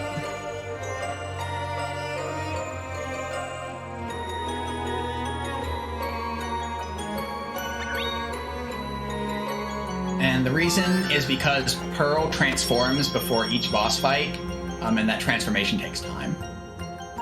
Alright, this is the last time we'll see Geo, so everybody wave goodbye to the Octave. Let's see if we can get diagonally. Alright, that wasn't too bad. And let's get out of here. Welcome, Raiders. Alright, we will place the Jumi staff.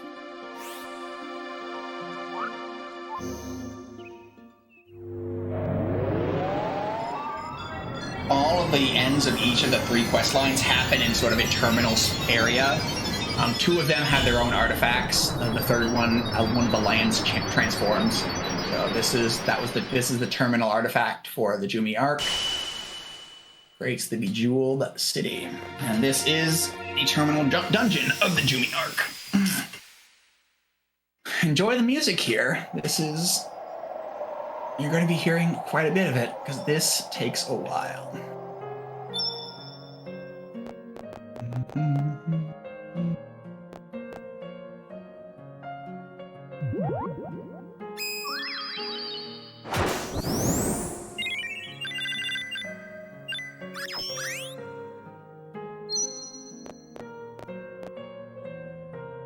This is certainly an area where the music really holds the weight of the entirety of the storyline behind it. It's just incredible. It really does. And honestly, before the remaster, I would have said that nothing else compares. But Leucemia and the post-battle music for the Fairy Arc got an immense tune-up. So I honestly think the Fairy Arc music compares. In PSX, I don't think that it's close, but I think in the remaster, the Fairy Arc really does get a significant upgrade in its music. Hey, it's Jewel Beast 5, which is a Jewel Beast 2.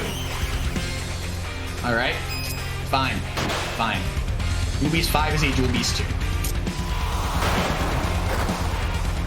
Why did they name them both with numbers? Why are these a number count and also not a number count?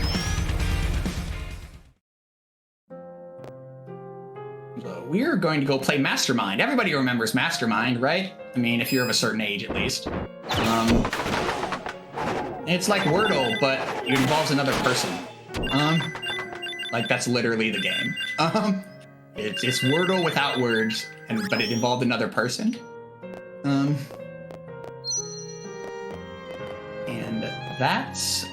there are 3 Mastermind-style puzzles in this place. You have to get by all 3 of them. First one only has 2 gems. The second one has 3, and the third one has 4. There are only 7 gems in the place. You might note that that's 9 gems you're going to need for 7 places, which means backtracking, random backtracking. A lot of people don't like 2B% because of that. Lagging like for some reason. All right, green and yellow. Green and yellow is pretty decent. Green and yellow is the closest on each side, I think. I'll take green and yellow. Oop, didn't get them both in one spin. Bonus is asking if you grabbed the ruby. I think you might have left it behind. Oh, that's possible. You're not required to get the ruby out.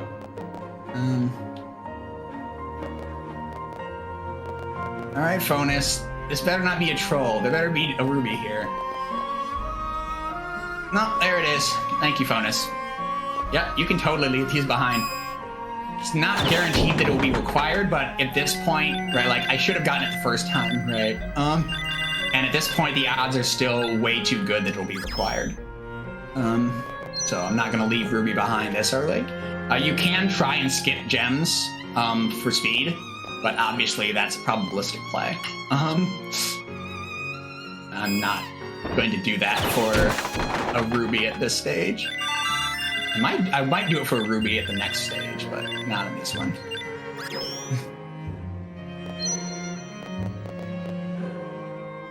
If in normal percents where you don't have a powerful weapon, Diamond is the classic skip because Diamond is gated behind another Kilroy, another boss. So skipping that long fight when you don't, and not ending up needing the Diamond is a time save.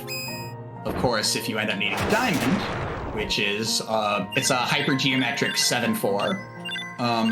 If you want to plug it into a hypergeometric calculator, right? Like you want to miss the Diamond in a 4 pull from a 7 pull. So I mean, your odds are good, but they're not 100%, and backtracking does cost.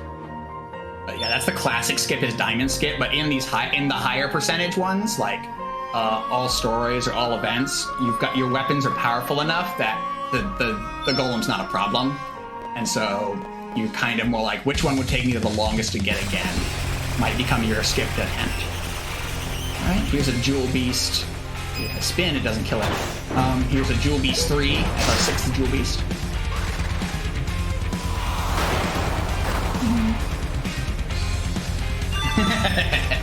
Yeah, so sometimes you're a step ahead of yourself mentally, and you're like, yeah, okay, done, go for the door, gotta go fast.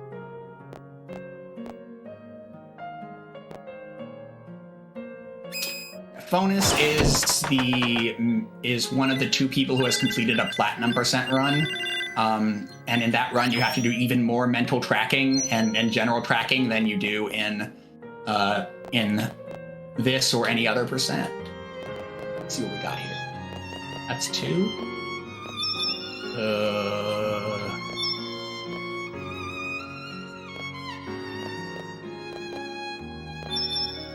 This is an amethyst and 2 ground floors. Change! There we go, it is. All right. Amethyst is the one on the left, and then green and blue are on opposite sides. Not great. This would be, if I were doing a skip, I would do a blue skip here. I would not go back and get the sapphire. I doubt it's worth it.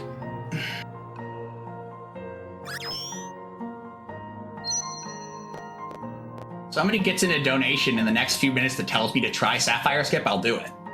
But that donation, like, $5 to skip Sapphire, I'll do it. But you've got, a matter of a minute.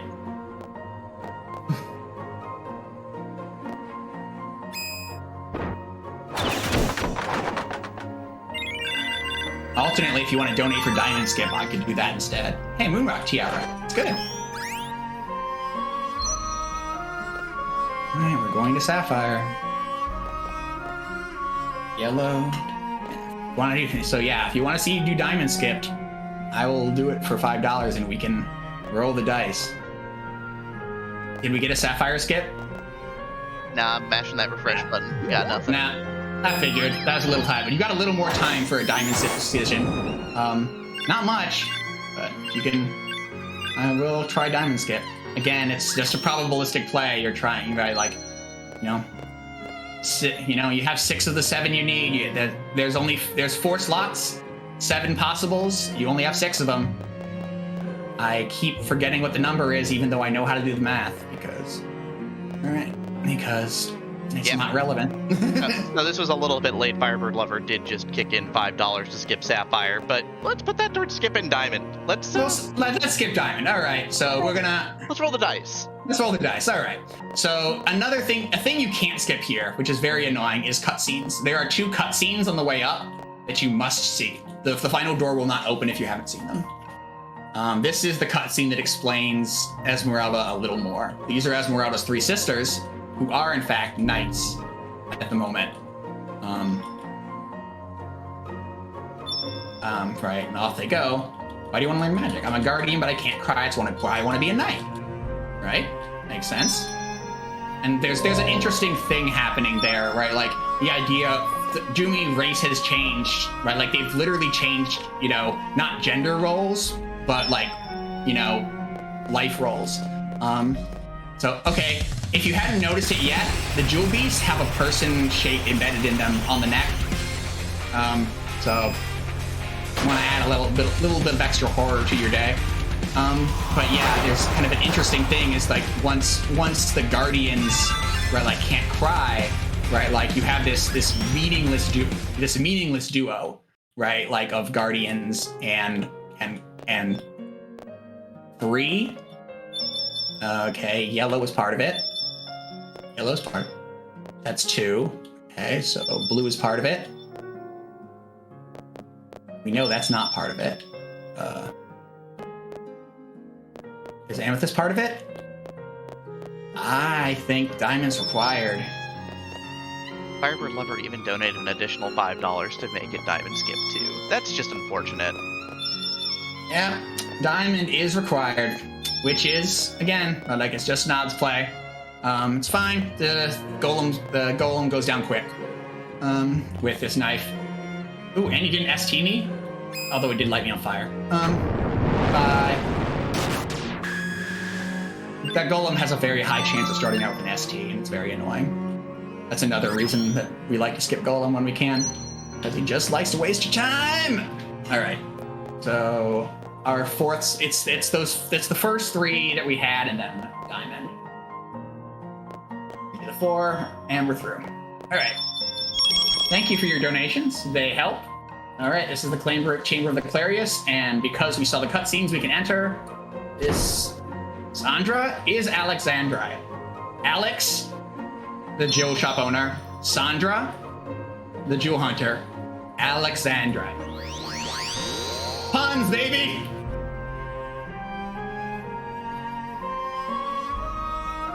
Lord of Gems has swallowed 999 cores now with Pearl. Whichever one you don't take gets swallowed there. So this is literally the plan. Genocide the Jumi to save Farina, the one Jumi who Sandra thinks deserves to live.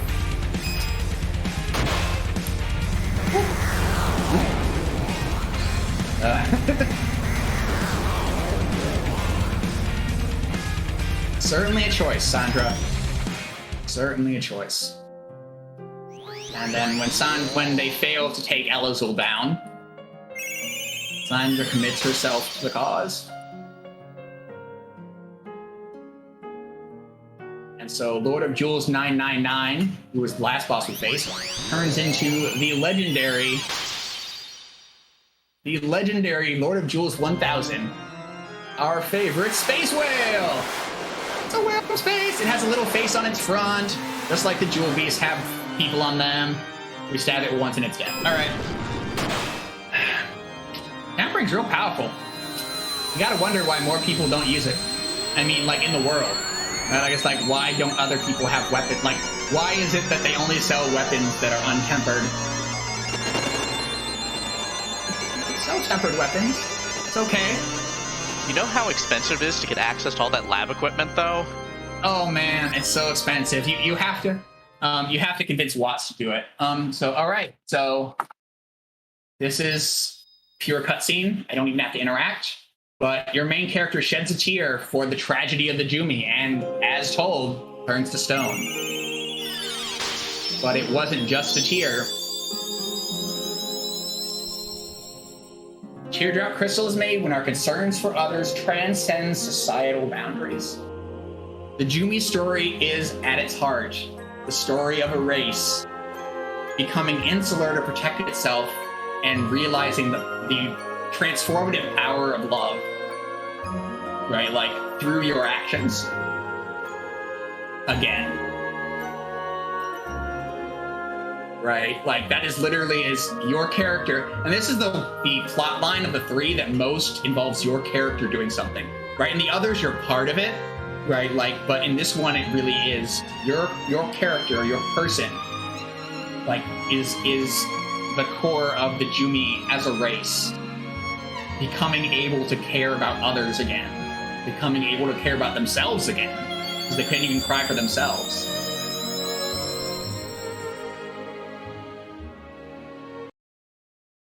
So yeah. That is the story of Teardrop Crystal. It is the story of a race, of a people finding their way back to love.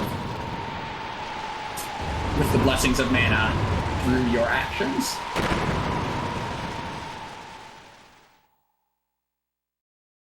And the music really hits home there. And this is why you had to have the kids, because they are part of this cutscene.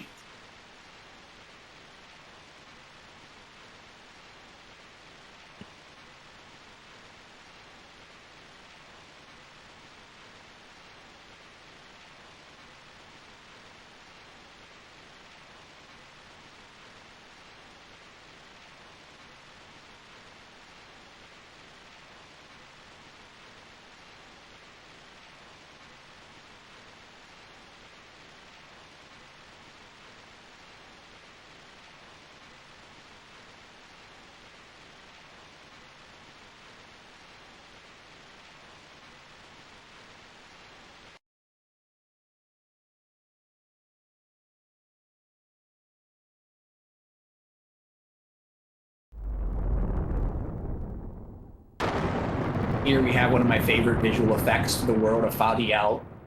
Rainbows aren't just rainbows. Your rainbows are Northern Lights style auroras.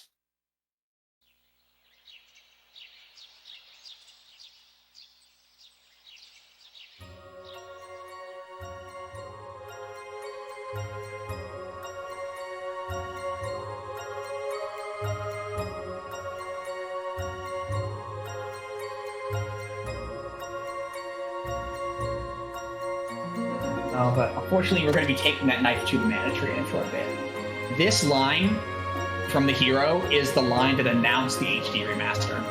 When it appeared on a black screen, all of us that were watching that, the spoiler that it was going to come, this next line was, we knew instantly. It was kind of a transcendent moment. This I'm back hits like a truck. And it was the announcement that this game was being remastered.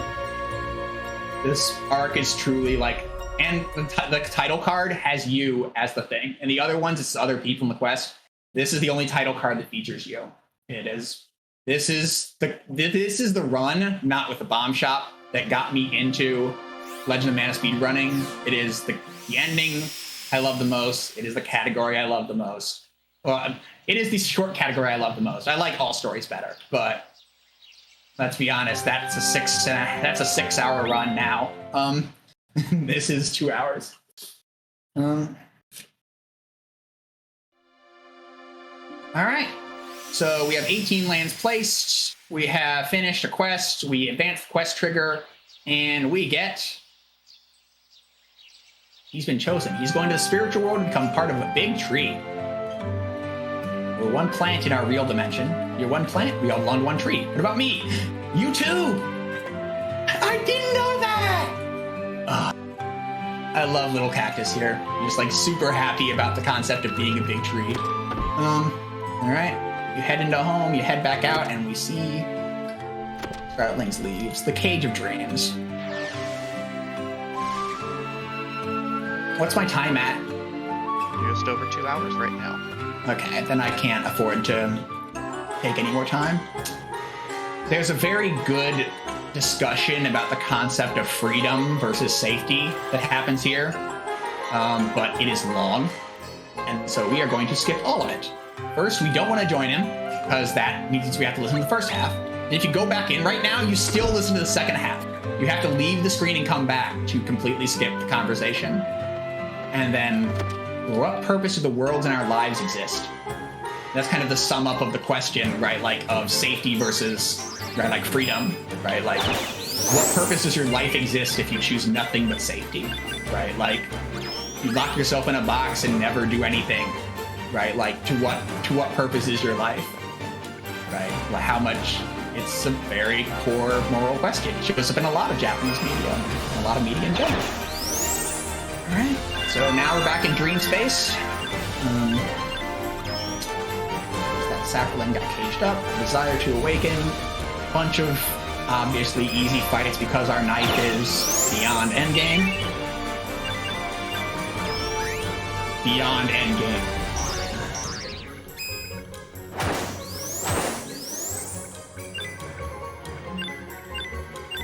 Alright, and this should be Will's Trust, and that's that. It's actually 6 hours. It's 6 hours because of the remaster. The world record for it is actually sub 6, just barely. I think it's a touch sub 6 now. By what's his name? Lemur's efforts. Makura. The way we did it is you can sell things cross-file, which is not legal in the normal categories. So we rushed the ability to access that shop.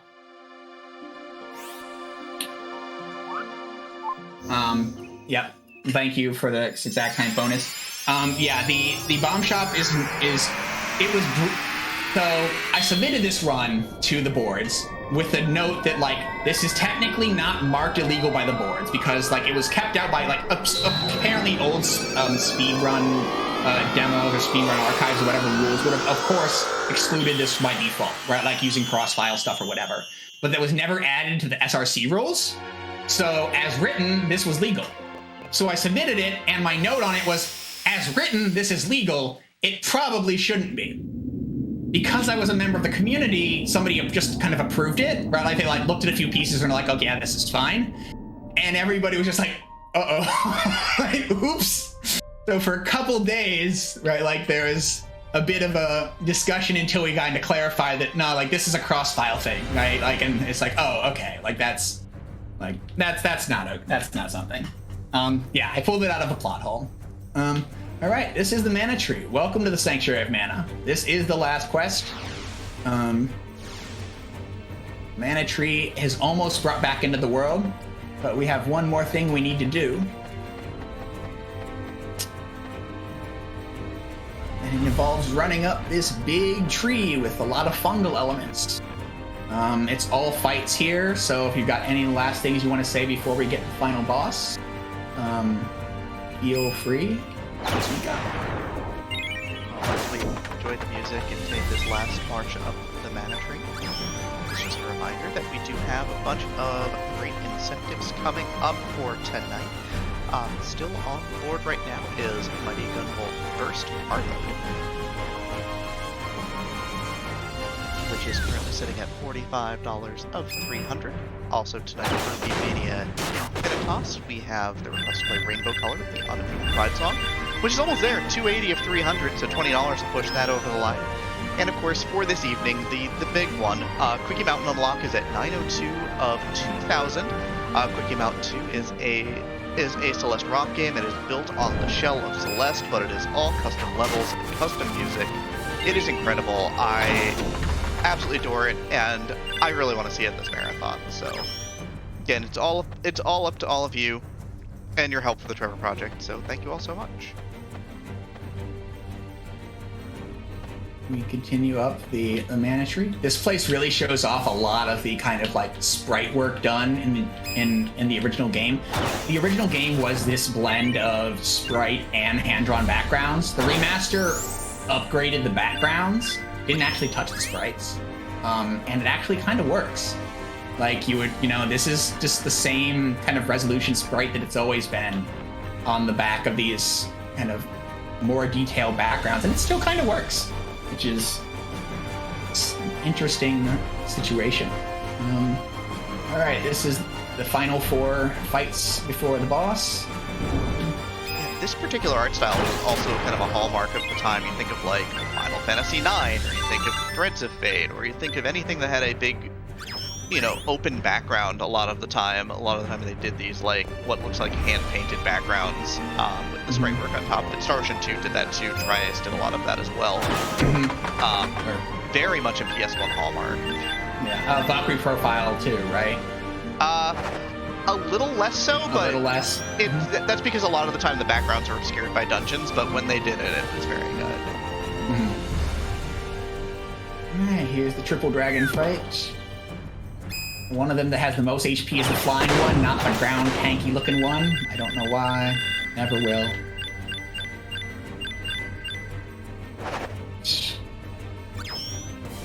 Now a Tyramops and a floating tomato.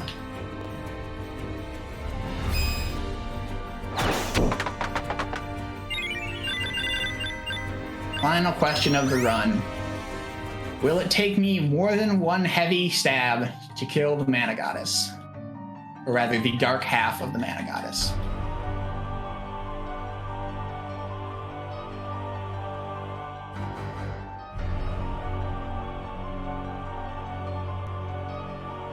And I would definitely recommend the remaster over the original, just on load times. This is essentially the same as the US version.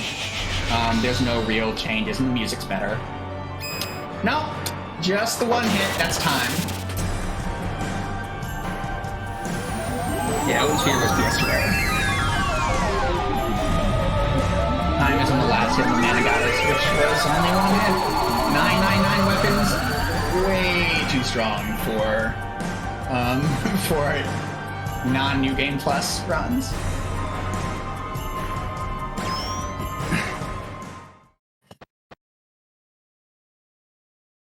And that is Jumi percent with the added meme component of the bomb shot weapon buy. And I have to press the button one more time here to get us into the ending. Came here to kill the mana tree. All right. Now my hands are off. So that is it. Thank you all for showing up. Thank you all for donating during the run.